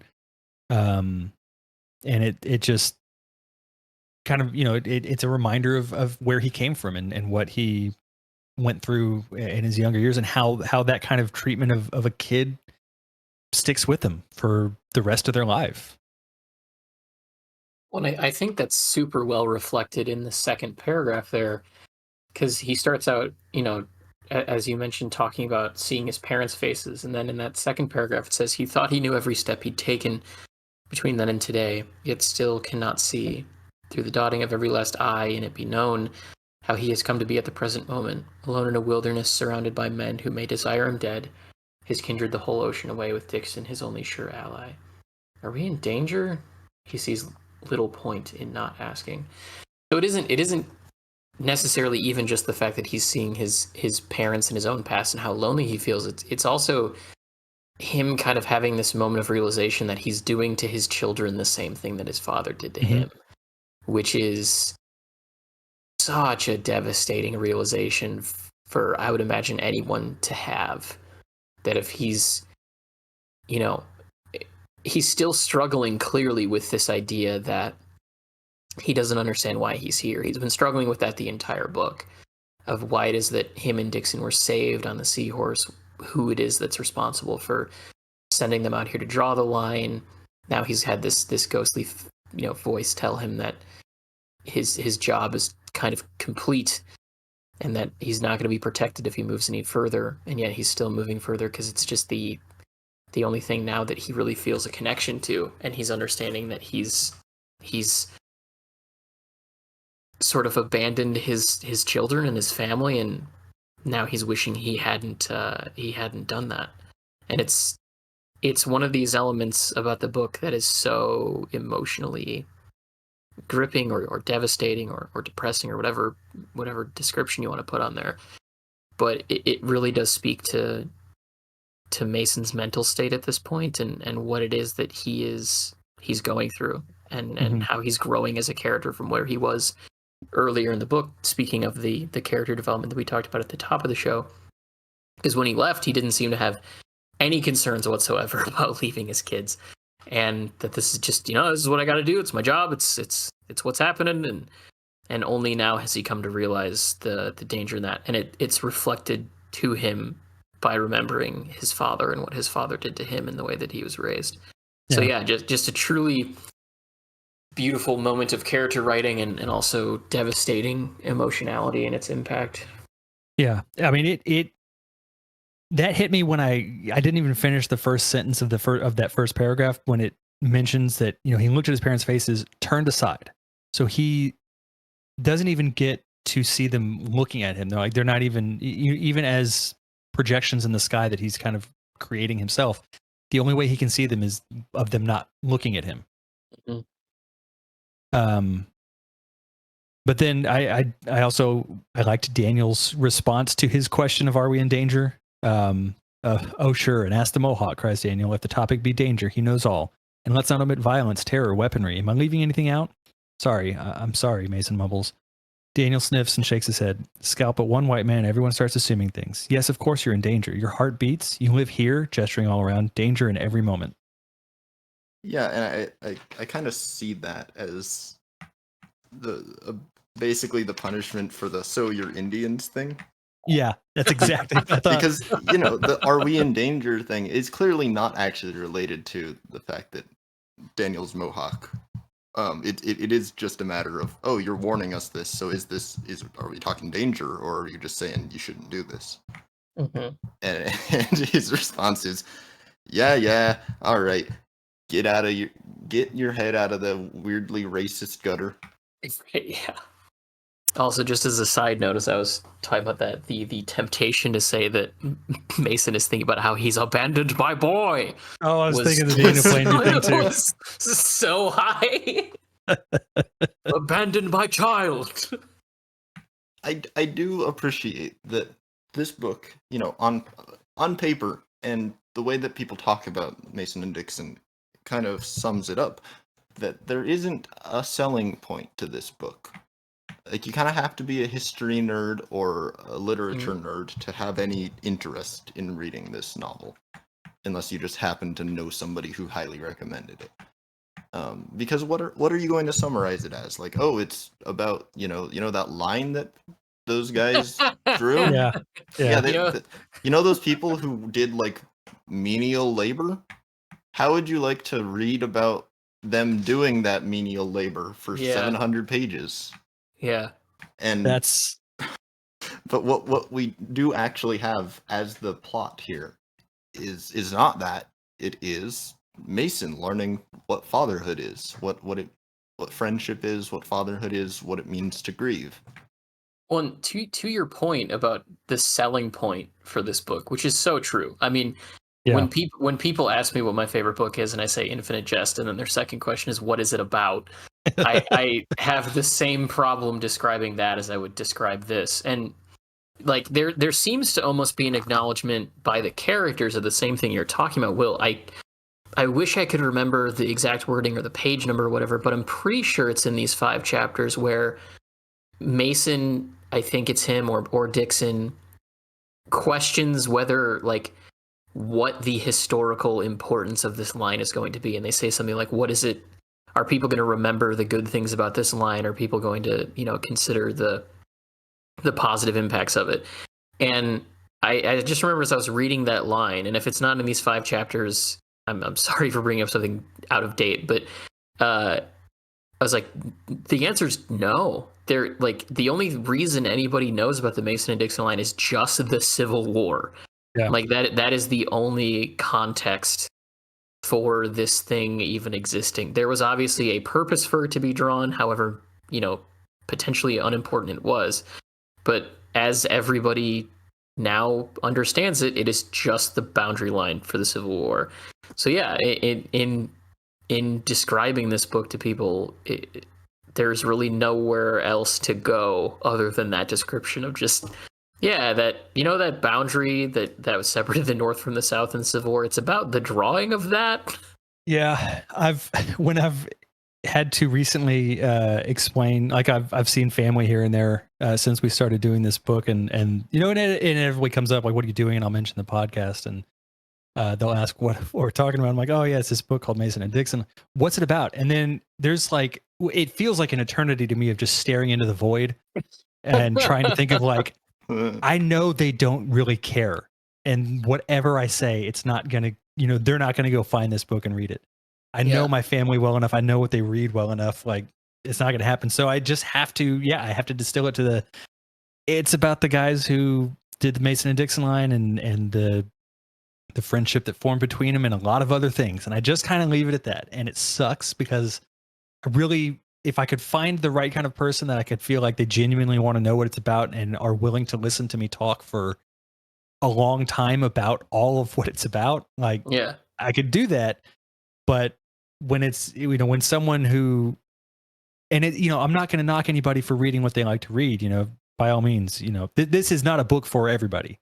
No. And, I'm not going to try to, shit on people who don't want to read it, but it is very hard to try and describe a book like this to someone who is just kind of politely asking about it, you know?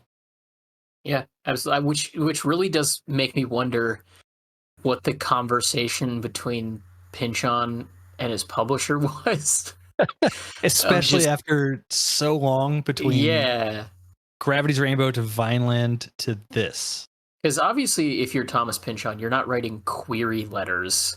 Right. So you're like, at some point he just told either his agent or his publisher, like, oh yeah, I got another book coming out, or I got another book that I'm almost done with. Oh, what's it about? Mason and Dixon. Or just I'm very curious what he would have said to that question. Yeah. Which can really be applied to a lot of his books. Like, you can kind of say that Gravity's Rainbow is about the V2 rocket, but that's not It's also really so the reductive. case. Yeah. Well, Like, go ahead, Will. yeah, you can do that, but the difference is that you can actually say, like, well, it's like if you combine the Wasteland with Ulysses, Holy Grail quest for the V2 rocket. And you can even do it with like Vineland. You can say that it's a gender swap version of the Odyssey that takes form of an 80s set family drama. There are all of the other books you can kind of do a high concept pitch of. Like even Against the Day, which is his most scattered. You can say, oh, it's about the way that the modern world came into being that set up World War I and how that led to the end of the anarchist movement. It's about the World's Fair. Yeah. Remember the World's Fair? But with this one, it's just kind of like, well, it's about two guys drawing a line. Yeah. Just cutting down trees. Yep. It's a whole lot of meditation on the spirit of America. I would love to have been a fly on the wall to hear that pitch from him. Yeah, absolutely. Which, and to Will's line where he just said about the spirit of America, I would be very interested if you were to read Pynchon's books chronologically, because as Luke brought up, I believe it was last episode, where, to use a reductive phrase, all of Pynchon's books take place in the same universe, even though that has very different meaning now than it would have, even 20 years ago. If it's given how much of this book is a meditation or a extended, thought process on America and the spirit of America, how that would potentially coat everything after it if you had read Mason and Dixon first and then proceeded chronologically through the years of how each book takes place. I feel like there would really be some major potential for that to change some of your readings of everything else if you started here and kind of held those themes in mind as you continued forward. It would be an interesting project to kind of follow the through line that connects all of them chronologically like that. Yeah, absolutely. Well, anyways, let's talk about giant vegetables. So obviously this is a kind of big part of this chapter, the end of this chapter, and it definitely had some very Gulliver's Travels feel vibes to me. But also tied to the mythology of the giants that that were on the land prior to modern inhabitants, and how that connects to other things that we've talked about throughout the book, most recently with the mounds that were erected and everything.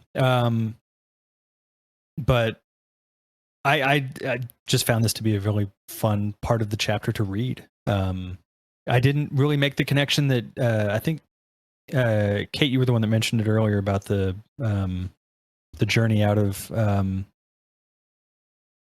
My mind is blanking now. Journey out of Egypt and into journey the out of Egypt. Land. Yeah. Thank you. So that adds a whole other layer of context that I did not have when I had initially read it. Yeah, most of my thoughts are observations as far as this portion, and then eventually the mentions of giant people and giant skeletons and the different like castles or forts they inhabited. Really, I elucidated earlier with the allusions between that and the story of entering into the Promised Land in the Old Testament. But it is interesting, as I kind of got into, I think last week, that the concept of like the giant beaver and different stuff seem to recur in Pynchon's work. In terms of Pynchon's views on civilization and the effects of civilization and the effects of humanity on the natural world. It does seem to be kind of a repeated theme for him that humanity, and especially, I mean, even in in these chapters in the beginning, it talks about how the Vikings kind of ended the concept of Vinland the Good by committing murder. Um, and there does seem to be kind of a repeated, at least glancing at, if not full on, discussion of um, humanity being a net negative, and perhaps a very net negative, a very negative net negative on the natural world, which is kind of intuitive to, I think, people of my generation, in a lot of ways. Because I mean, but I don't necessarily think that that would be how people of an older generation might think about it. Environmentalism didn't necessarily arise until the 60s and the 70s. I do think there are, like, the roots of the environmental movement go deeper than that, I would say. But um, it is interesting to think about. I do like the whole Old Testament connection with these. I didn't necessarily clock that either. Although now that Kate has said that, I do kind of remember listening to some sermons and reading about, or listening to people talk about, in church settings, the journey to the promised land, and how the promised land was, so much better than where they came from. In terms of outside reading that I could bring in, I have recently been reading the Book of Enoch, the first Book of Enoch, and that does involve, that's an Old Testament era religious text that's not canonical for Christians, and I don't know it's about its status with the Jewish community. I think it may be viewed as um, somewhat canonical, or at least somewhat of worth.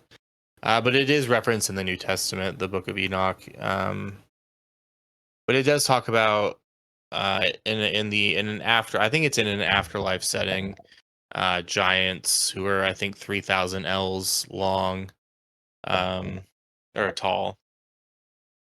And as I talked about at the top of the show, the whole thing with hemp is really funny and interesting. As a former stoner, it's always enjoyable when Pynchon kind of goes on a prolonged tangent about hemp. I do think he's, at least in some ways, kind of self-consciously, I mean, that's not the right way to phrase it, but he's knowingly parodying himself, and his reputation. I do think I also think it's kind of a nod to who his fans are. I recently had somebody ask me what a typical Pynchon fan would look like, would be like. And it did occur to me that person would probably have some experience with drugs and stuff like that. So, um, and I also went off about conspiracies, but that's neither here nor there. Um, yeah, I don't. It's a very enjoyable section. Um, it's really fun to kind of picture. Um, the depiction of people living on the inside of the plant, of the hemp plant, does kind of remind me of, again, I think I brought this up before at least once, but Ted Chiang has a short story or novelette, or maybe even novella, about the Tower of Babel, which I think came out in the early 90s. So it is, and it was award winning. So it is possible that Pynchon had read it. But the depiction of the way stations on the Tower of Babel as the group, the main character, in the story, go up the Tower of Babel, the depiction of there being like way stations and like cities in the sky, as you go up and up and up, did kind of remind me of the depiction of the hemp plant and how people are living on it. Um, yeah, that's probably my favorite, in terms of enjoyability. It's my favorite part of these 5 chapters. Yeah, I don't have much to add. I think y'all kind of covered all the insights I got out of that section. But I do really I think it's interesting because it's definitely a kind of a, it's supposed to be a sort of foreshadowing of the state and county fair giant vegetable competitions, combined Yeah. with the real reports of giant vegetables out west, and the like you said, Kate, the references to the land of milk and honey. It's full of those allusions. And then I just like that it's like he kind of sneaks in the hemp plant in there in the same way that he has George Washington passing around a pipe full of weed. Mm-hmm. It's just a fun little reminder that, at least for someone like Pynchon, who grew up in a time where weed was supposed to be the least American thing in the world. I mean, heroin gave us jazz, but marijuana is for Mexicans. Yeah. And he's kind of just pointing out, no, there were giant hemp plants too. Yeah. Oh, and only because Luke brought it up. First of all, the Book of First Enoch is very interesting, just from a standpoint of the deuterocanonical books that have been written. It is not accepted by Jews or mainline Christians as being canonical.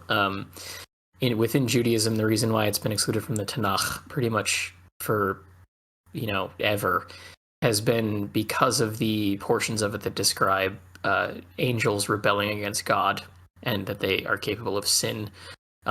That concept within Judaism is pretty close to anathema, and wouldn't be possible. So the fact that that was included there, it instantly, removes it from what they consider to be actual canon. It's accepted by a couple of different Orthodox churches that are split off from the mainline Orthodox Church, but by and large, it is just considered to be part of the deuterocanonical texts. But it's super interesting. If you haven't read it, it's just from a standpoint of literature itself, it's quite wild. Yeah, it is. It does kind of have, to continue this tangent, it does kind of have that Old Testament feel of, like, the section that I just read. There's a lot of, it's like half of it is about, like for 30 days there was 8 parts of the day were day and 12 parts were night, and then the next month there was 9 parts of day and 11 parts of night, and like it just goes on like that, where it's very repetitive, and you can kind of, you can, like similar to sections of the Old Testament, you just can skim it. That being said, there's some really cool imagery, and it's very concerned with the afterlife, in a way that the like both the Old and the New Testament don't really necessarily delve into nearly as in depth as at least the first book of Enoch does. Mm-hmm. All right, well, moving on to chapter 68. I wanted to get y'all's thoughts on the ferryman, Mr. Ice, that they utilize. I got, and I could be off base here, but I got Charon vibes from the description of Mr. Ice and his ferrying them across, especially when it mentions time stopping while he's telling his story, and the sort of use of having to pay a fee to cross rather than it being coins. In the Greek mythology, here it just seems to be you have to listen to his story as he takes you across. I didn't find anything on the wiki about it, but I definitely got that vibe from him while reading it. Yeah, I certainly picked up that illusion as well. I found it really interesting. On the beginning of page 663, the way that Mason summarizes a bunch of kind of the methods of English science by saying, the finer the scale we work at, the more power we dispose. The Lancaster County rifle is precise at long range, but because of microscopic refinements in the finish, the rifling, the ease with which it may be held and aimed. But they who control the microscopic control the world, which is something that I see as very much, in general, part of Thomas Pynchon's writing. I think I've mentioned it a little bit, but I have a framework for reading his books and trying to describe what it is about his writing that I like, to people who read Lot 49 or tried to read Gravity's Rainbow and say, like, oh, I just don't get it. And it comes down to the idea that for me, when I read Pynchon, he is talking about these tiny little details, and those tiny little details all work together to shape a message that's much more precise and therefore powerful feeling, at least, than those which try to be more self-contained or try to be easier for the reader. That they push the reader to try and align their real world understanding with the fantasy understanding that he gives as contrast. And I see that as an instance of using fine scale to project more power, in this case a more compelling story. That is I mean, that's a good encapsulation of some of what makes his work pretty amazing. Yeah. He certainly is an author that, whether you're trying to recommend one of his books or just how he writes, it kind of defies description easily. And just to add some historical context that I think a lot of our listeners will kind of pick up on just through osmosis, but the whole they who control the microscopic control the world thing. I know it's come up at least once in this book that we didn't talk about at the time, because it's just kind of a throwaway line about somebody's telescope. It might be Mason's having a screw that doesn't fit, so the whole thing doesn't work. This would have been before factories. This would have been whenever I'm blanking on the term, but like managerial oversight, like quality control. This is before quality control was a thing. So like people that can consistently and consistently provide products that are the same size and that are consistent, would have been much more highly prized. Which is just interesting to think about in contrast to modern times, and it is something that Pynchon seems to understand throughout the course of this book, that stuff like that, like this would have been the time before like there were standard sizes for different types of screws. This would have been the time whenever like pretty much every musket would have been in some way at least slightly different, and stuff like that. So I do think that's interesting to note, and is an important kind of historical context for this book. Yeah, especially that quote. Yeah. Thanks for bringing in that side of things. Well, moving on to chapter 69, we have the return of the duck, this time with the wooden companion built for it by Tom Hines, which I love her initial interactions with the wooden duck, where it kind of takes a little bit of time for her to like make the attempt to kind of suss out what's going on by biting its neck and then realizing that it's wood and then kind of commenting on like, yeah, well, it's a start. You've got something good going here. It is kind of funny. It brings to mind the idea of like, imagining the android from Ex Machina for some reason getting lonesome and then settling down with a sex doll or a dildo. It's really kind of the vibe that I get from it, is just like this weird, like, well, we have this entirely artificial Frankenstein's monster here, so why wouldn't it have a problem with a slightly less fully functioning, fully artificial thing? But the duck also has become quite arrogant, I think, especially on the next page on 668, where she's who is it that she, I don't think it mentioned specifically who she's talking to, but she hands a piece of paper to, it just says the duck accosts travelers for miles up and down the line, ever seeking Armand. But anyway, the part I wanted to point out was where she says, here, producing from some interior recess a sheaf of notices in print clipped from various newspapers and street bills. Here, voila, with the flatteur, the tambourine player. In the center, 'tis moi. Listen to what Voltaire wrote about me, to the Count and Countess d'Argental. And then the translation for the French that I'm not going to butcher is without the voice. Come on. Nope. Without the voice of Lamore and the Valkenson duck, you would have nothing to remind you of the glory of France. And she goes on and really kind of shit talks an opera singer and just really sells herself as you know. Granted, she's an amazing work of technology, and then transcended beyond that even, but still pretty arrogant for a duck. Yeah, I mean, she's name dropping Voltaire Yeah. as having written about her. Like it's about the most arrogant you can be.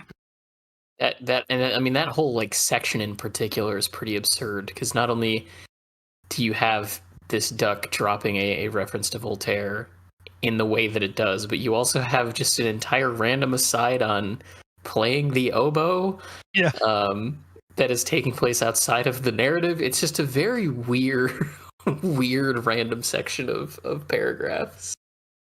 It really is. And the oboe thing got me onto what may be the most bizarre connection I've made in reading Pynchon, which was to, and I apologize in advance, to Kenny G. Because with the description that is given here of how the note was held for 20 minutes is describing circular breathing, which is a really interesting and fascinating technique that's used. But I did find it interesting because I remembered when it happened, I was I would have been 13, 14. That Kenny G broke the world record, or rather set the world record for the longest note held, and it was through using circular breathing.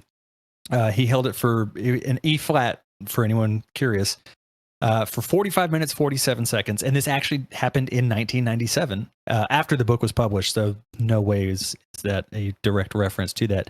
It's just something that lives in my brain rent free and popped up when I read about circular breathing. It's entirely possible, however, that Kenny G read the book and then There you go. thought to himself, I know what to do here.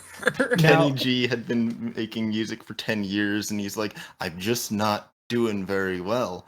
I just can't figure this saxophone out. And then Thomas Pynchon came to his rescue by telling him how to do circular breathing. Yeah, and he learned how to do it in a matter of months. I do want to point out though, I had to refresh my memory on it to figure out the date that it happened, but the article that I found that mentions it, I think it was from Life or People magazine, refer to him as pop star Kenny G, the saxophone blowhard. So Kenny G, if you're listening, those are not my words. That's someone else's description. As a fellow saxophonist who can circular breathe, Kenny G, I would never say something like that about you. I can respect his talent. I don't care for his music, but you know, he's got his audience. And holding a note for 45 minutes is pretty damn impressive. It is very impressive. I think the longest I ever went was 11, but also within jazz, there's not much of a reason for me to hold a note for longer than a couple of seconds. Yeah.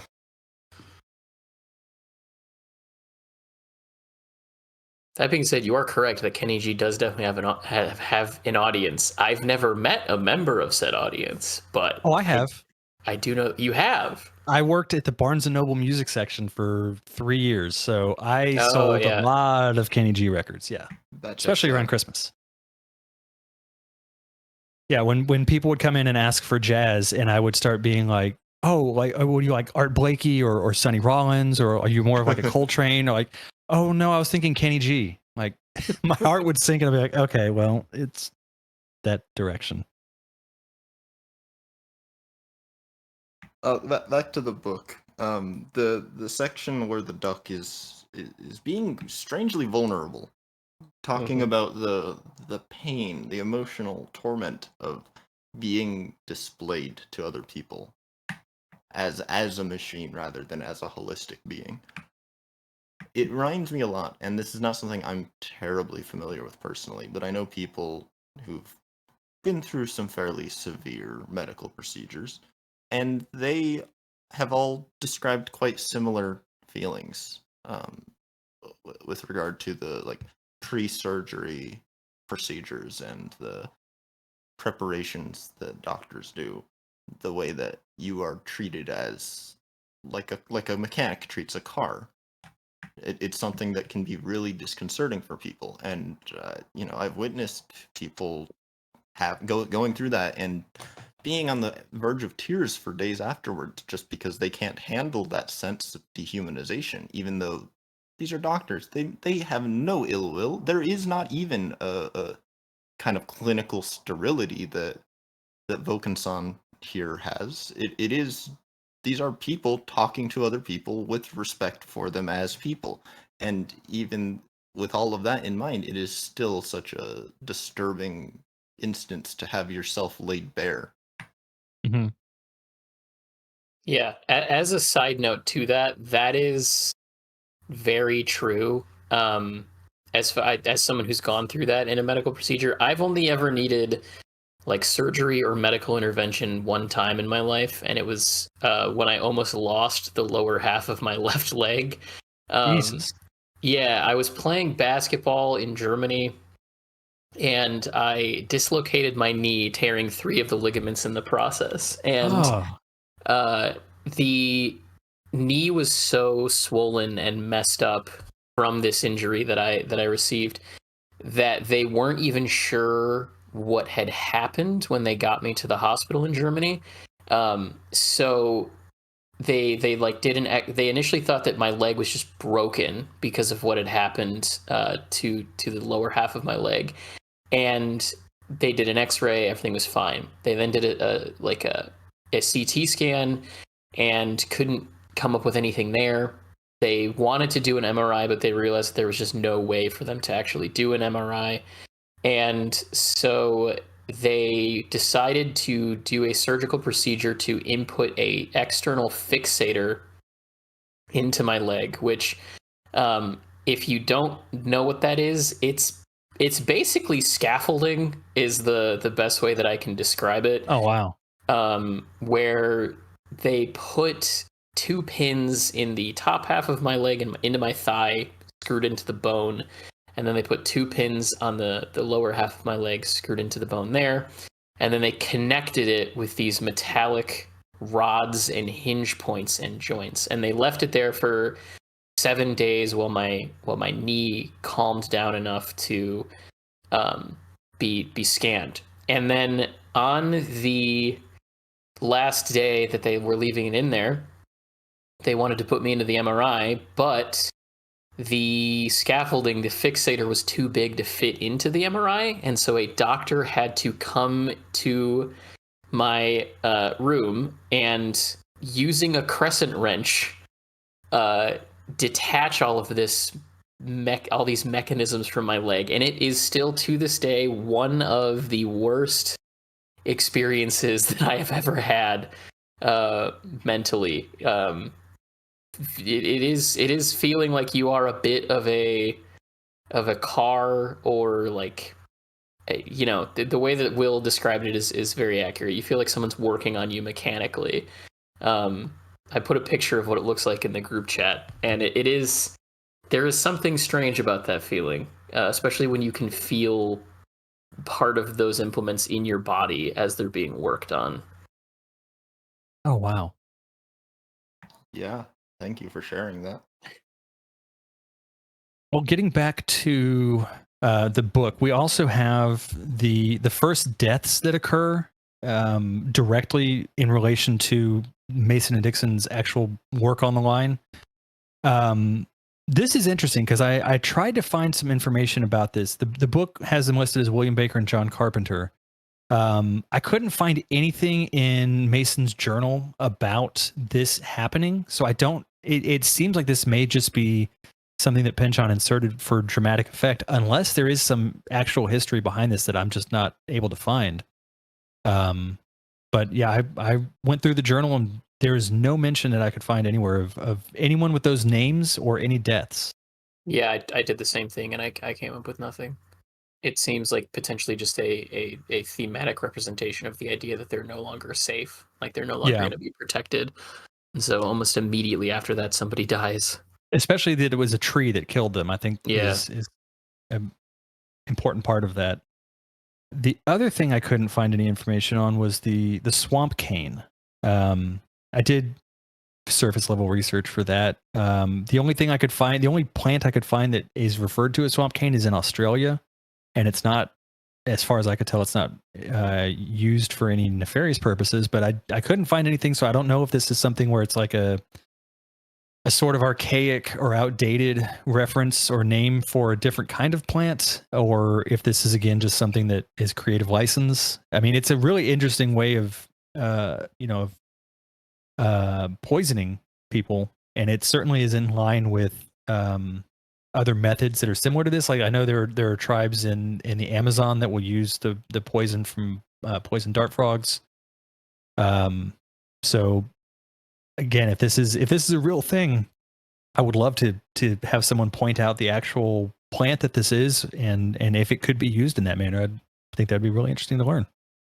So I'm thinking that it's probably, it doesn't seem like anyone uses that term for it, but it seems like it would probably be river cane or canebrake bamboo, which are, if you live in North America, you have seen this. It is Arundinaria gigantea.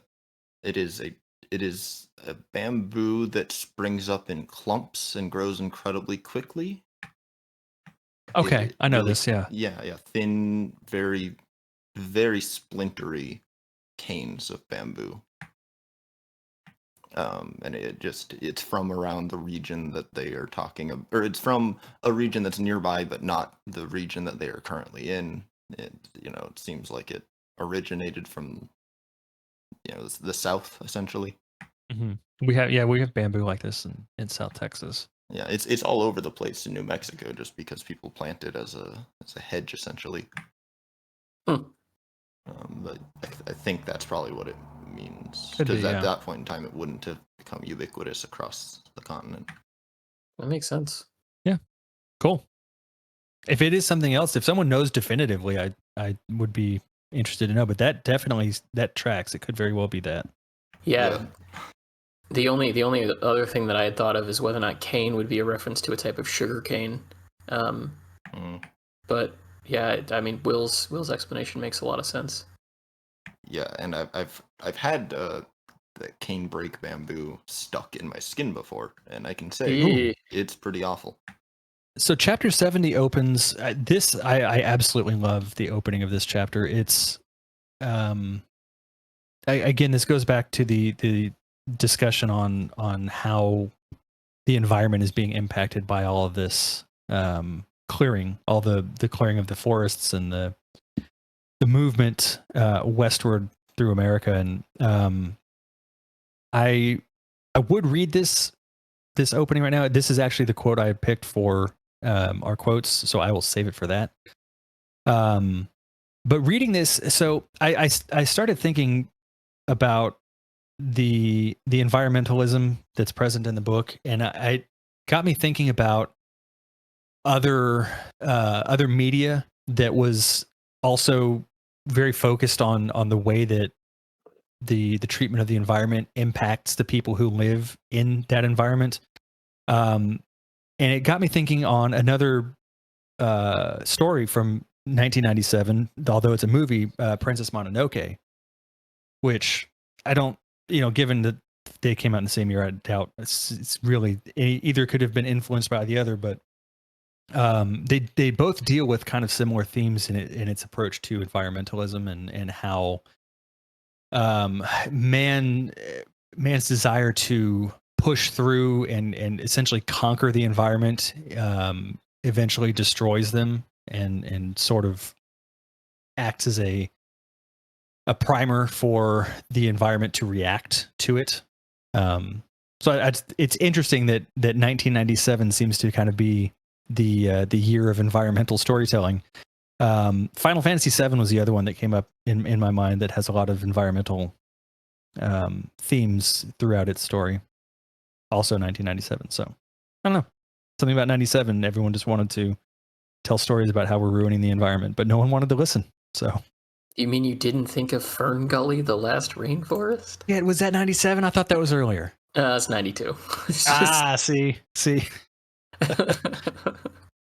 Yeah, I guess if you were to go back to that time, I think that was potentially when people were first on a broader basis becoming more aware of environmental issues.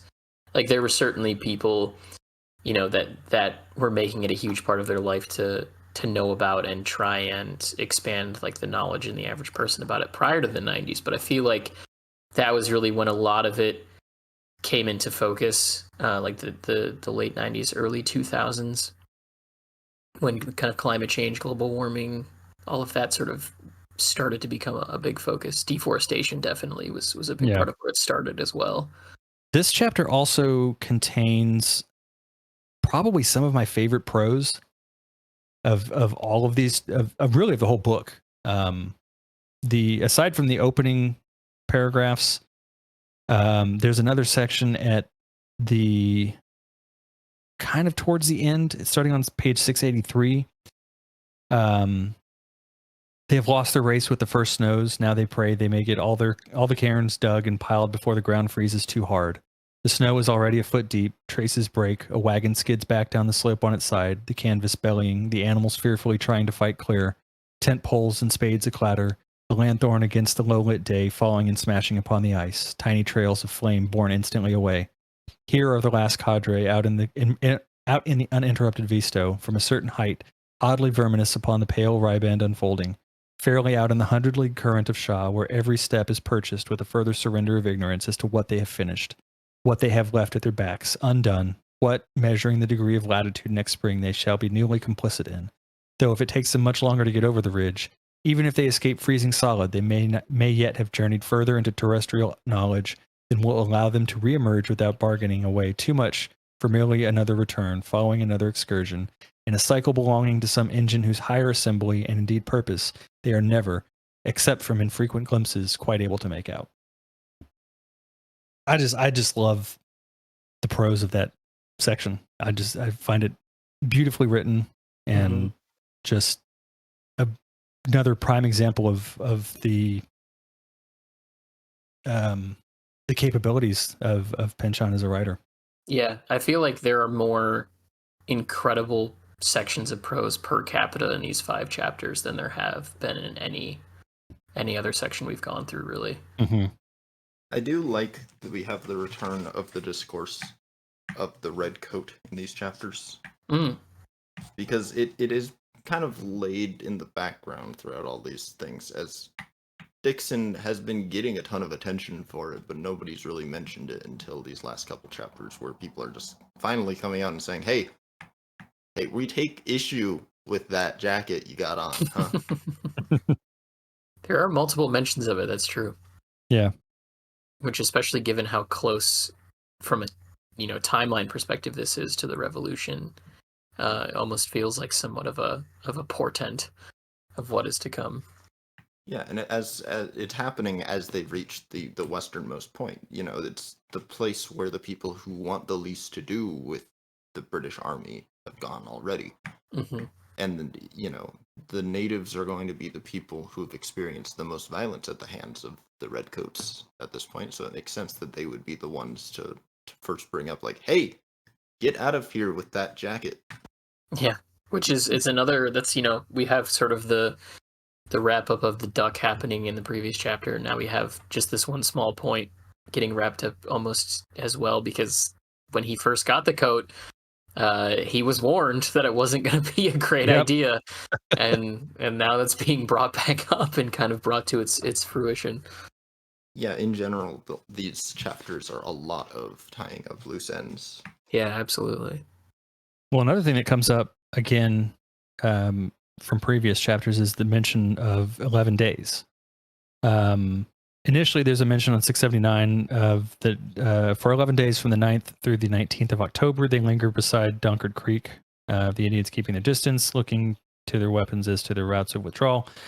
But then again, on page 682, the snow drives in relentlessly from the 9th to the 19th, again, November. Another 11-day spin. There is little in the field book suggesting either a passage so difficult that there was no time for nightly entries, or events so blameworthy on all sides that they were omitted from the account. I just found it interesting, aside from the fact that it's another recurrence of 11 days, that this is I think it's shown in its importance that it is 11 days, and more so in the second instance of it, that there's a sort of feeling of missing time that's in there. And in looking at Mason's journal, I mean, it definitely backs up those two instances. On October 9th, in his journal, he says, this day the chief of the Indians, which joined us on the 16th of July, informed us that the above mentioned warpath was the extent of his commission from the chiefs of the Six Nations, that he should go with us with the line, and that he would proceed not proceed one step farther westward. The Indians with us still persisting that they will not go any farther westward with the line.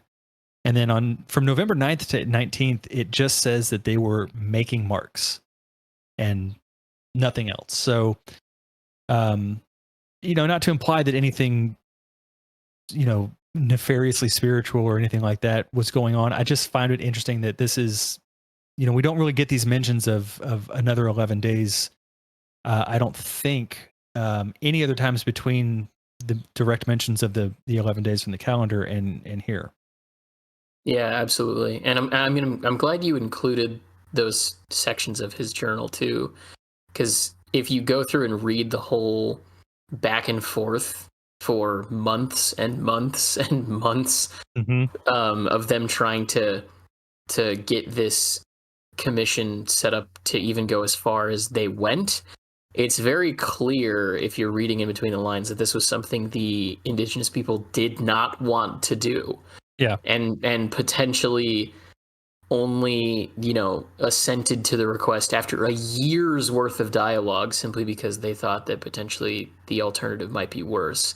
That it really does put, because like you said, there's nothing in the journal that says anything spiritual happened or that something nefarious happened, but it does definitely, there is a sense of fear or trepidation that is coded in the back and forth of the letters that are pasted into Mason's journal, and in the difficulty inherent to even getting this to happen, let alone how because the chief of the Indians shows up and then he's only with the party for only like as you have here those specific dates, and then it's just over. Yeah, we're done. This is all. I've done everything I'm willing to do there. So even without making any specific mentions, there is something about it that just feels off. Yeah, and I think obviously Pynchon picked up on that, and that's why it was included.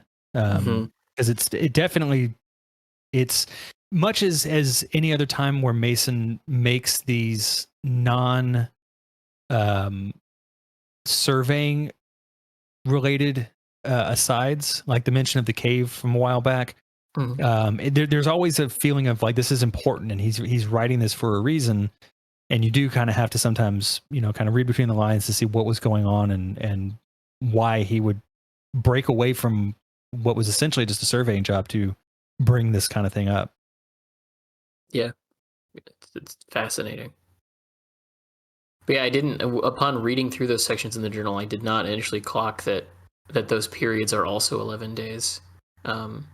That's interesting. I do appreciate, as has been continually alluded to throughout this book, the idea that that this line party is sort of not necessarily an extension of the East India Company, but it is a similar allegory to the modern defense industry, because this is a union of military and corporate interests. Anyway, but that we have this kind of prelude to the use it or lose it spending habits. Oh, yeah. Yeah, where all of a sudden everything becomes 200 pounds instead of 100 pounds. Yep. Yeah, where everything doubles in price and everybody's like, all right, gotta buy as much as we can before the budget disappears.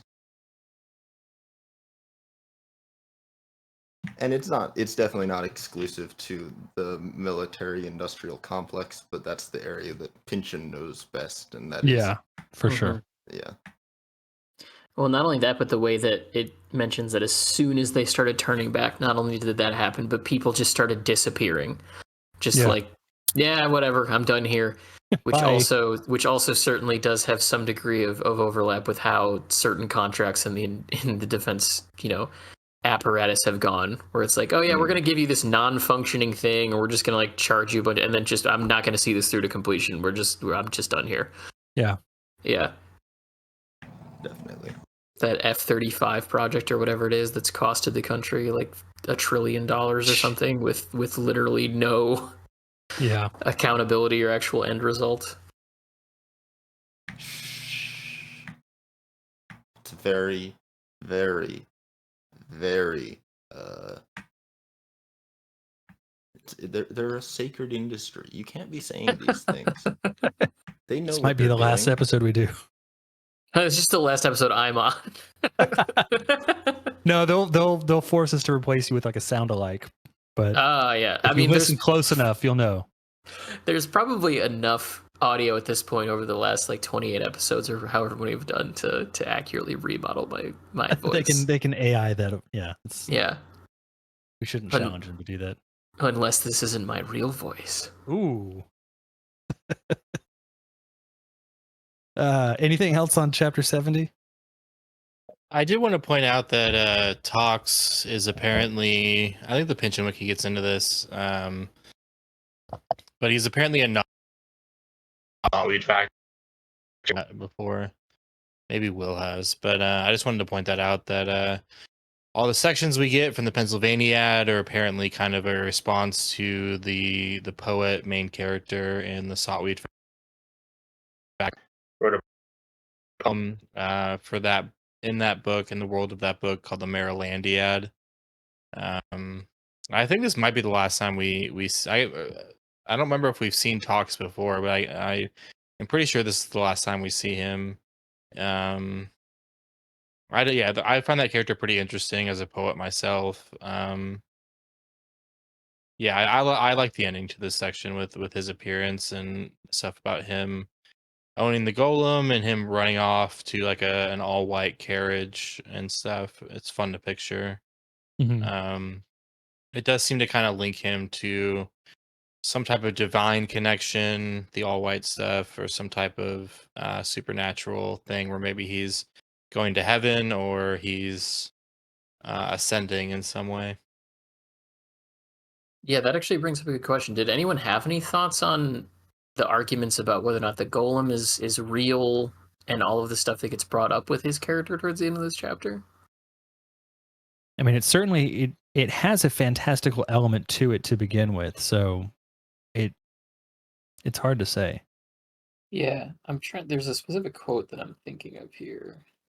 So yeah, last time I read this section, I don't know why they're not coming back to me. I had some thoughts, as in like 2 years ago when I read this book last. There's this sense I have.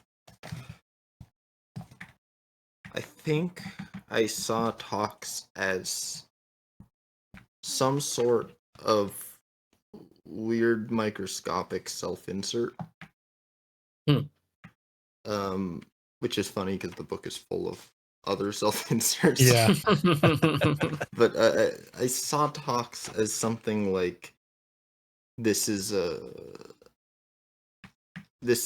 author who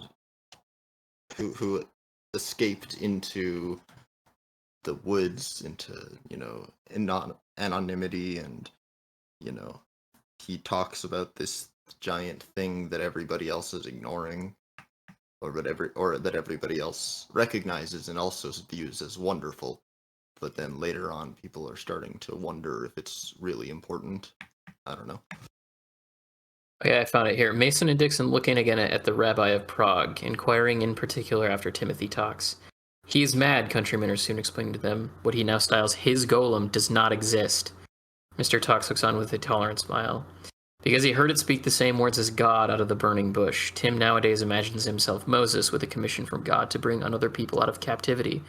Out of the city, declares Timothy Talks, where affliction ever reigns, must the golem deliver them over Schuylkill, out of that American Egypt.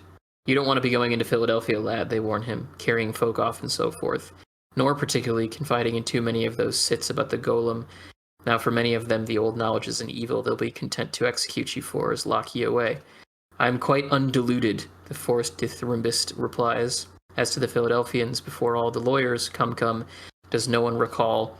'Tis only by the grace that some call luck that anyone can quite escape the muck, as o'er amongst wax and wings and printer's ink seepeth the creeping lie suborners stink. And then he goes on to summon, like, there seems to be something in those quotations that Pynchon is driving at that I couldn't quite parse out myself. Well, this whole section reminds me a bit of the meditations on cityness in really the California novels mostly. There may be something into the golem as a sort of spirit of America, or wilderness in general. I don't know. It's interesting. There is something about this section prior to the carriage at the end that I feel like I'm just not. That I feel like there has to be something more there that we're kind of circling around, and I don't know what it is. That's the difficult thing. If any listeners have an interpretation of it, please share. I would love to see what other people are taking away from that section. Shall we move on to funny parts? For me, I have this goes back to the Cressap part of the story, and it's just a brief little paragraph. He says, "Our house burned down. One of us murdered with his hands in the air. Father and son are exchanging looks. The rest dispersed into the woods. They took me back across Susquehanna to stand trial in that dismal. Let me put it this way. If America was a person and it sat down, Lancaster town would be plunged into a darkness unbelievable." Damn it, that was gonna be my choice. I had that all ready to go. Yeah. I'm sorry. There's a lot though. I had a lot of things highlighted in these chapters. There was some pretty funny stuff that took place here. Yeah, definitely. I mean, my choices were the duck joke, which we talked about. The I mentioned the fact that the first structure would be a tavern, and then the second is just another tavern. But definitely my most favorite funny point was Mason's complete lack of understanding in going from whispering to cherry coke to so. My second choice would probably just be the part about the hemp plant and all of that whole small section. Mm-hmm. Oh, I'm trying to find this one thing. One of the Mohawks' insults. Yeah, okay, I think I found it here. After Mason talks about how the fineness of engineering can lend power to weapons, the response is, "Listen to me, defecates with pigeons. Oh, yeah. Long before any of you came here, we dreamed of you." And the rest of the paragraph isn't very funny. It's more insightful and mysterious. But just the choice to just call him defecates with pigeons, which has to be some kind of reference to the way that he turned around and greeted them. Yeah. Or something. Yeah. It is just ridiculous because that's, hey, shithead. Which is, it's exactly the thing that Mason basically deserves at this point. Because these guys understand. They make arrows. They know how making anything works. They know that, like, you line up two things at a further distance, you can project a more accurate line. That's not the thing that they don't understand. They're saying, why do you put so much personal importance into these scales? And all Mason can do is dryly explain how tolerance and precision works. Yeah, he's really asking for a spiritual answer, and Mason is just not giving it to him. Yeah. I did also like, speaking of Mason kind of being the butt of the joke, on page 666, later that night, and as he hopes, out of the duck's hearing, Mason says, "I've been thinking about that chicken today. I know it gets lonely out here, though. Aren't they said to be moody?" Oh, yeah.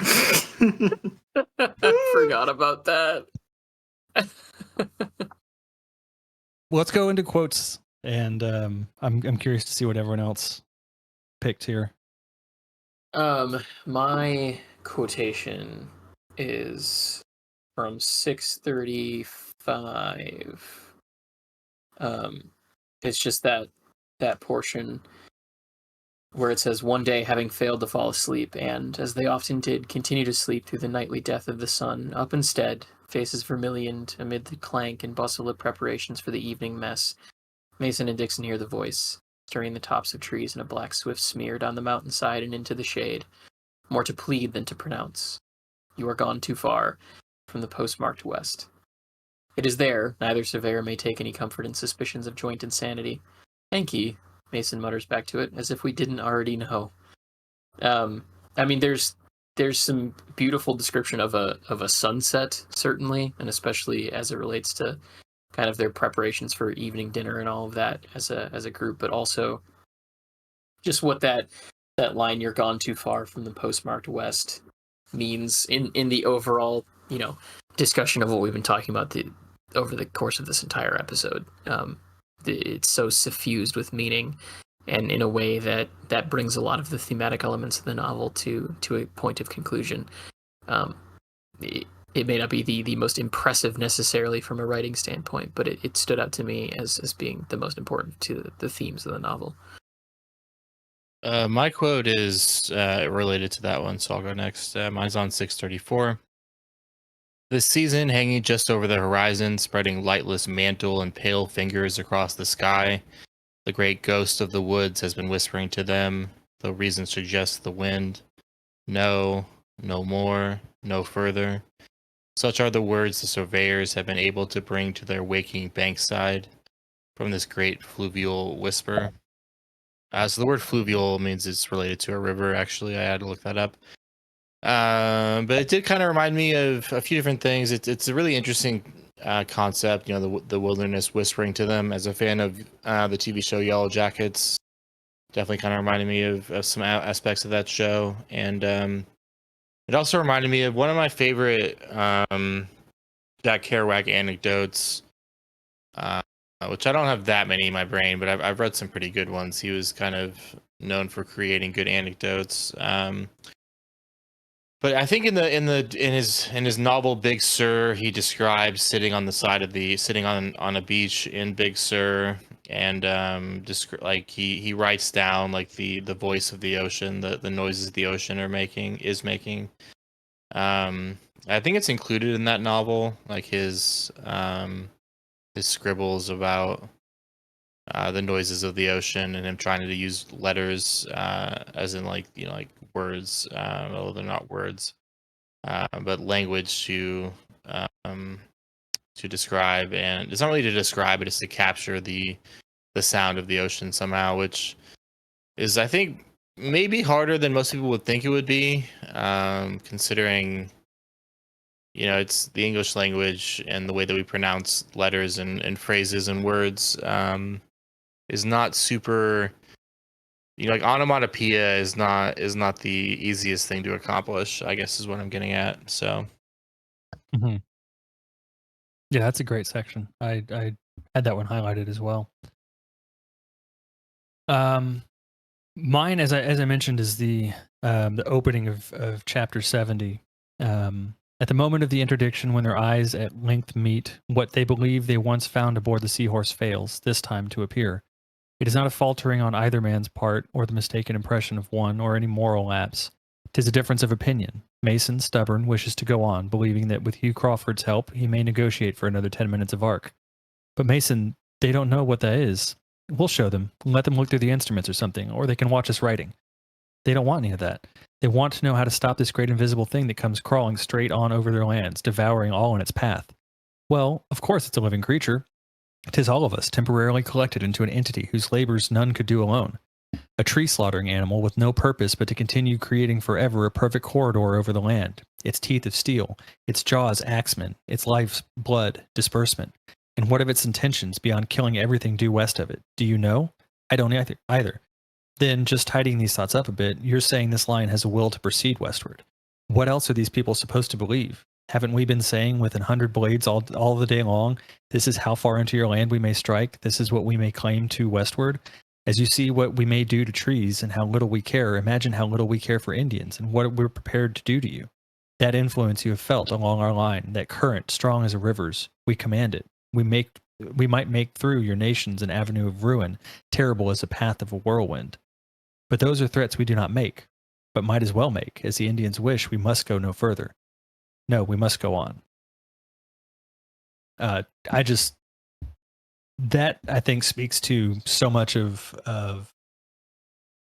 the environmental aspect of this book, and what, you know, the with progress and with expansion comes destruction, and I think tends to get overlooked the impact that destruction has and has continued to have over the hundreds of years since that line was mapped out.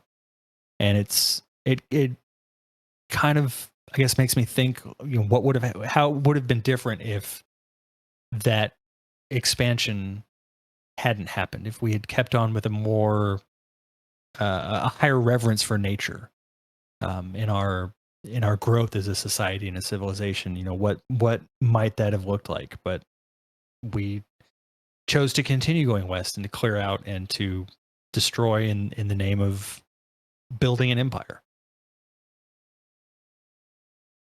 Yeah, that quote was definitely up there amongst my favorites from this section, exactly for the reasons that you just described. Yeah, if you hadn't mentioned earlier that you were choosing it, I might have gone with that. I could have stolen from two people. Could have stolen from two people. Well, mine was not taken, and I'm going to return to my standard, my preference for the nature writing. With the beginning of 656. West of Cheat, they discover Indian corn growing higher than a weathercock upon a barn. What they take for a natural hill proves but the pedestal for a gigantic squash vine thicker than an ancient tree trunk, whose flowers they can jump into in the mornings and bathe in, sometimes never touching the bottom. Single tomatoes tower high as churches and shiny enough to see yourself in, warped spherical, red as blood, with the whole great sweep of forest and river and visto curving away behind. And the smell, apothecarial, ustral, musk-heavy. One must bring along a bladder filled with fresh air, and now and then inhale from it, if one does not wish to swoon clean away in these gardens titanic. It's just such a beautifully phrased description of some big old plants. Yeah, it absolutely is. I love the slight allusion to the Wizard of Oz, perhaps, with the swooning away. Let's move on to our most Pynchon part.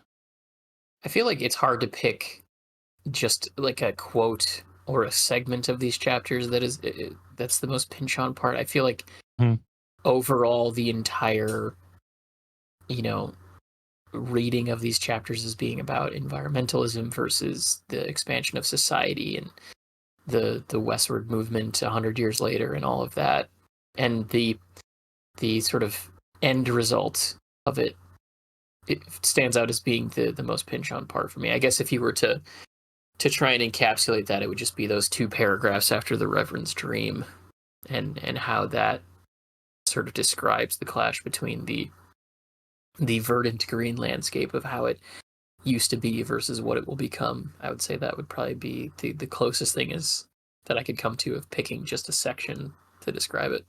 Yeah. I think kind of like with chapters 51 through 55, this is an instance where I think the whole of these chapters is the most Pynchon part. It's really a distillation of everything that makes him as a writer. Whether it's his humor or his ability to write these beautiful bits of prose about huge vegetables, or to elucidate on how we have basically carved our own destiny out as we carved out the forests of America. It's just all here, and I think it's absolutely fair to just say all of this. These whole 5 chapters are the most Pynchon part of these 5 chapters. My choice would probably just be the part with the giant But Yeah, that seems like a fair choice. Yeah. I think I might have to go with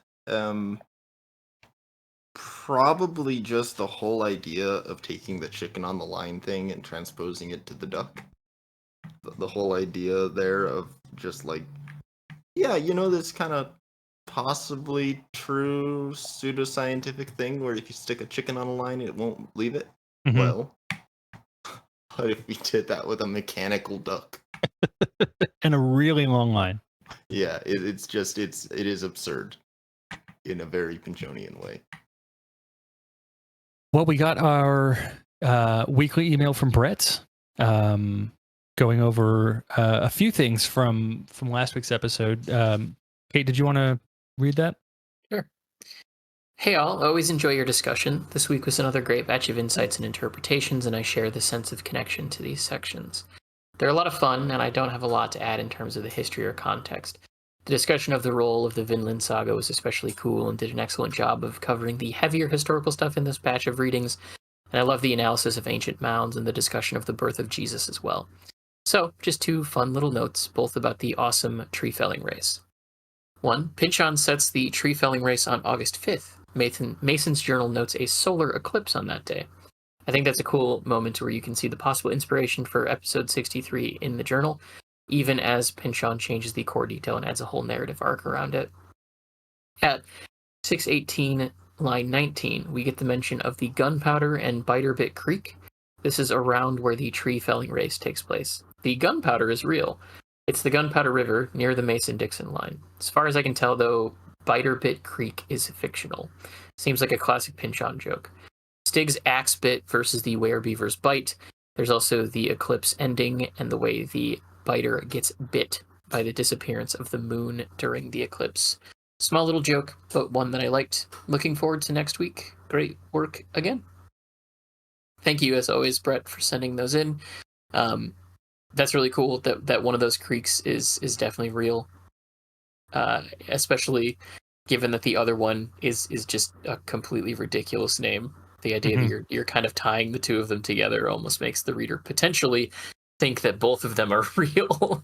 And yeah, it's just another example of how, I really appreciate you sending us Mason's Journal, because I've been reading it in conjunction with the actual chapters we've been going along, because obviously Pynchon includes like dates of when things are happening, and it's just very interesting to see clearly how much is in there that inspires what ends up in the book, and the inclusion of the fact that there is a solar eclipse that day. That's just a perfect example of how he takes this one thing and somehow manages to build out this whole insane chapter out of it. Yeah, it's added such an interesting layer to reading these last several sections, that I wish I had thought to have it available when I started it, because it really does, as you mentioned, Kate, it really is interesting to line up where in the book we are with where that is in Mason's journal, and see, even if it's like a single sentence, how Pynchon can take that and extrapolate out this whole other thing from it. And it just kind of, it has me in the back of my mind thinking about him, reading this journal and kind of mapping out how he can plot out this book based on the events of the journal.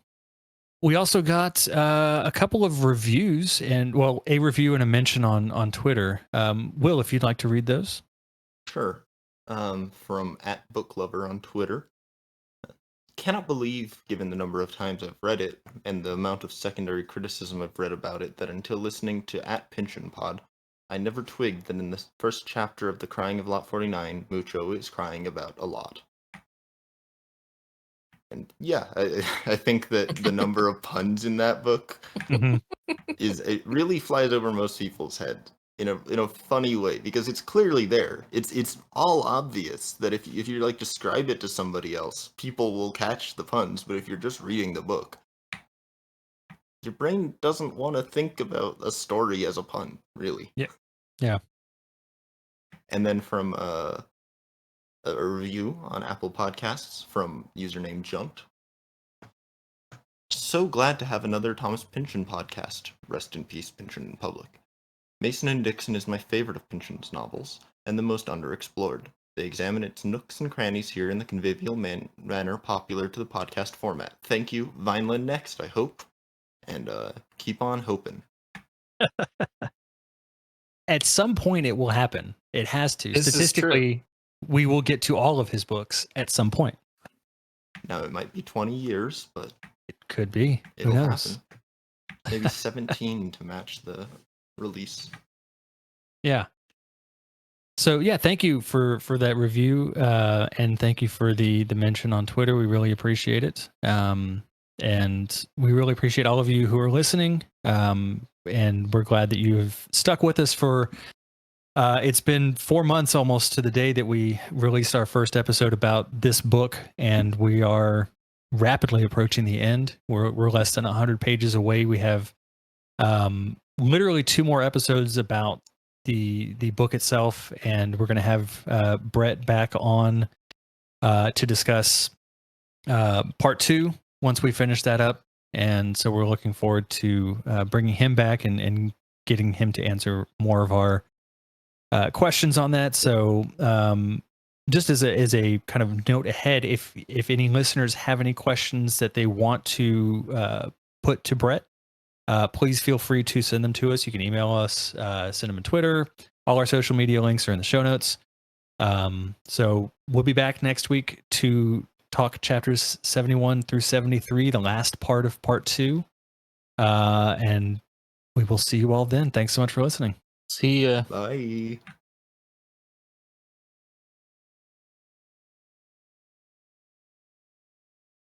Oh, Yeah, Will, it's I finally cooled ordered. down here. Sorry, what was that? I was just gonna say after our further conversation last week, I did order the ice shirt. Yeah. So I'm gonna be. Mine came in the other Maybe I day. need to join this little reading group. I'm glad. Yeah. People Get on board. I've been trying to sell this book to everybody because it's one of the more impressive books I've ever read. Just The in weird thing terms- about it that I noticed when I was when I looked it up on Storygraph is so it's part of the Seven Dreams series that he has, but there's no book 4. Yeah, he hasn't released it yet. Okay. He sketched out the plot back when he wrote the Ice Shirt, and he's been filling it in piece by piece out of Okay. order. And they get significantly bigger, I've noticed, in the other volumes, Yeah. which I'm not opposed to. I love a good book, a big book, but yeah, I think once I finish Underworld and Abaddon's Gate, I think Ice Shirt's going to be my next. I book. listened to Roadside Picnic. Will.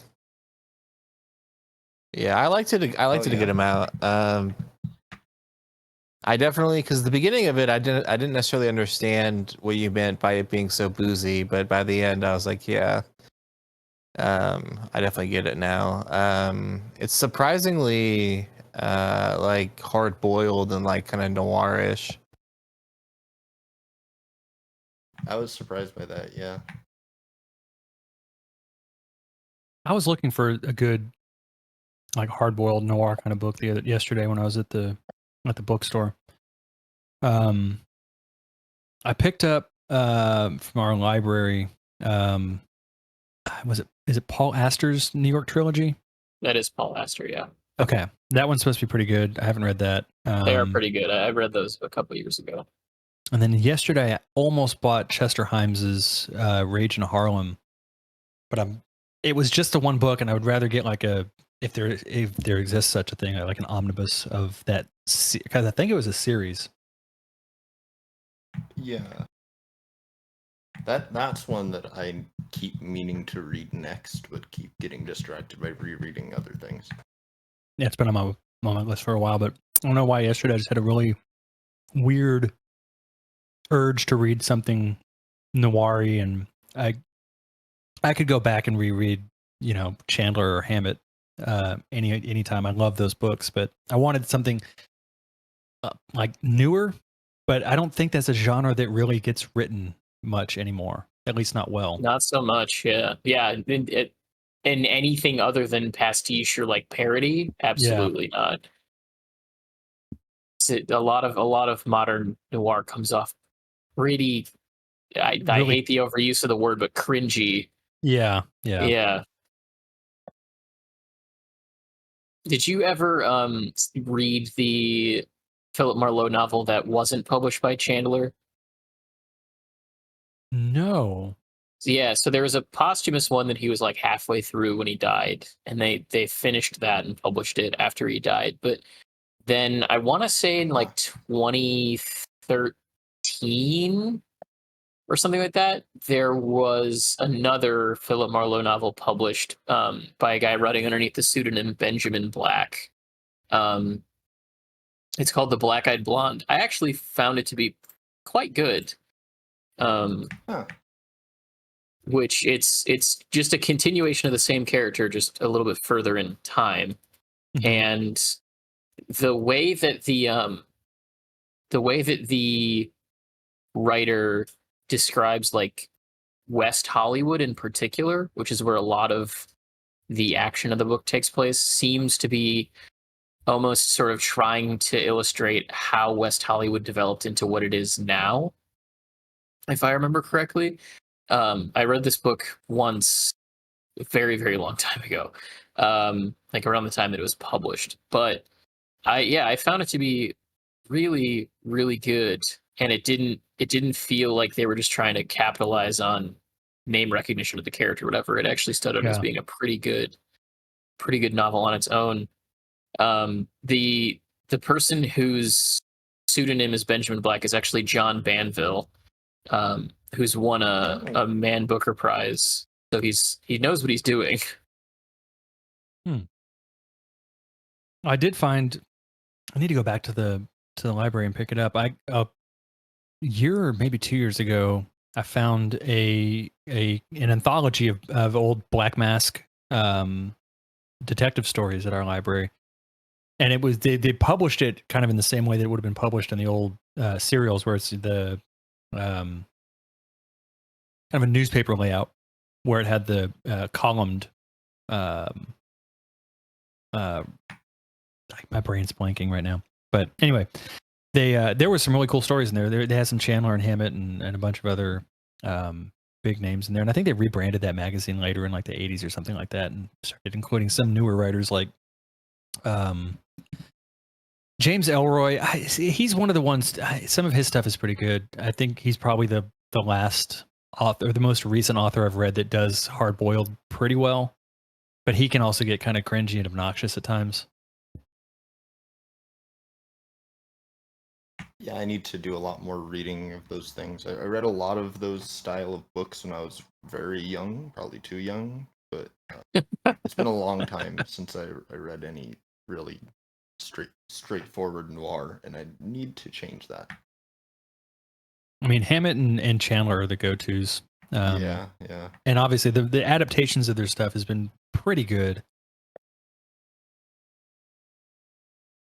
Yeah. The only thing remotely hard-boiled I've read recently is I found a non-George Goodall version of Gravity's Rainbow in audiobook, and I spent like 14 hours across 2 days just listening to that while doing like puzzles. And that was way more than I was expecting. And also, being read aloud by an American makes that book feel much more hard-boiled and noirish than it does when I read it, at least. Sounds like an interesting experience. Yeah.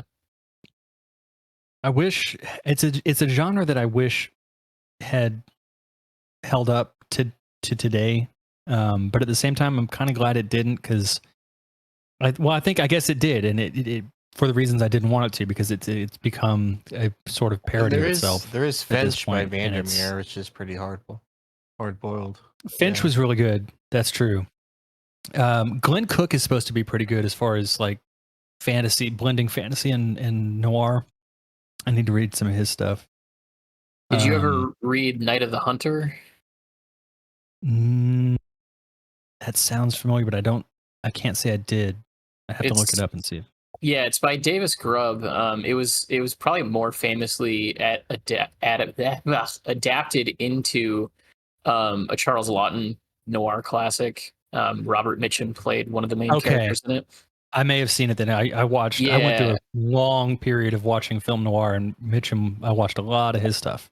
yeah. Then you've almost definitely seen the movie, but it is based on a book that was actually the finalist for the National Book Award in 1955. Like Oh. the book itself is really really good. I will say, for as far as a movie that I've seen that does a good job of capturing the kind of noir aspect, Brick was really good. Ryan Johnson's Yeah, first movie. I saw that love when it that came out. film. I was in London when it came out, and I would see posters for it all over the place, and I was like, I don't know what this is, but I want to watch it. And I absolutely love that movie. The music is so good. The music is so good, and the decision to like turn the noir genre on its head by setting Making it high school. in a high school, but changing none of the dialogue, so it's still in that like 1940s patter as if they're older. Like so good. I love that movie.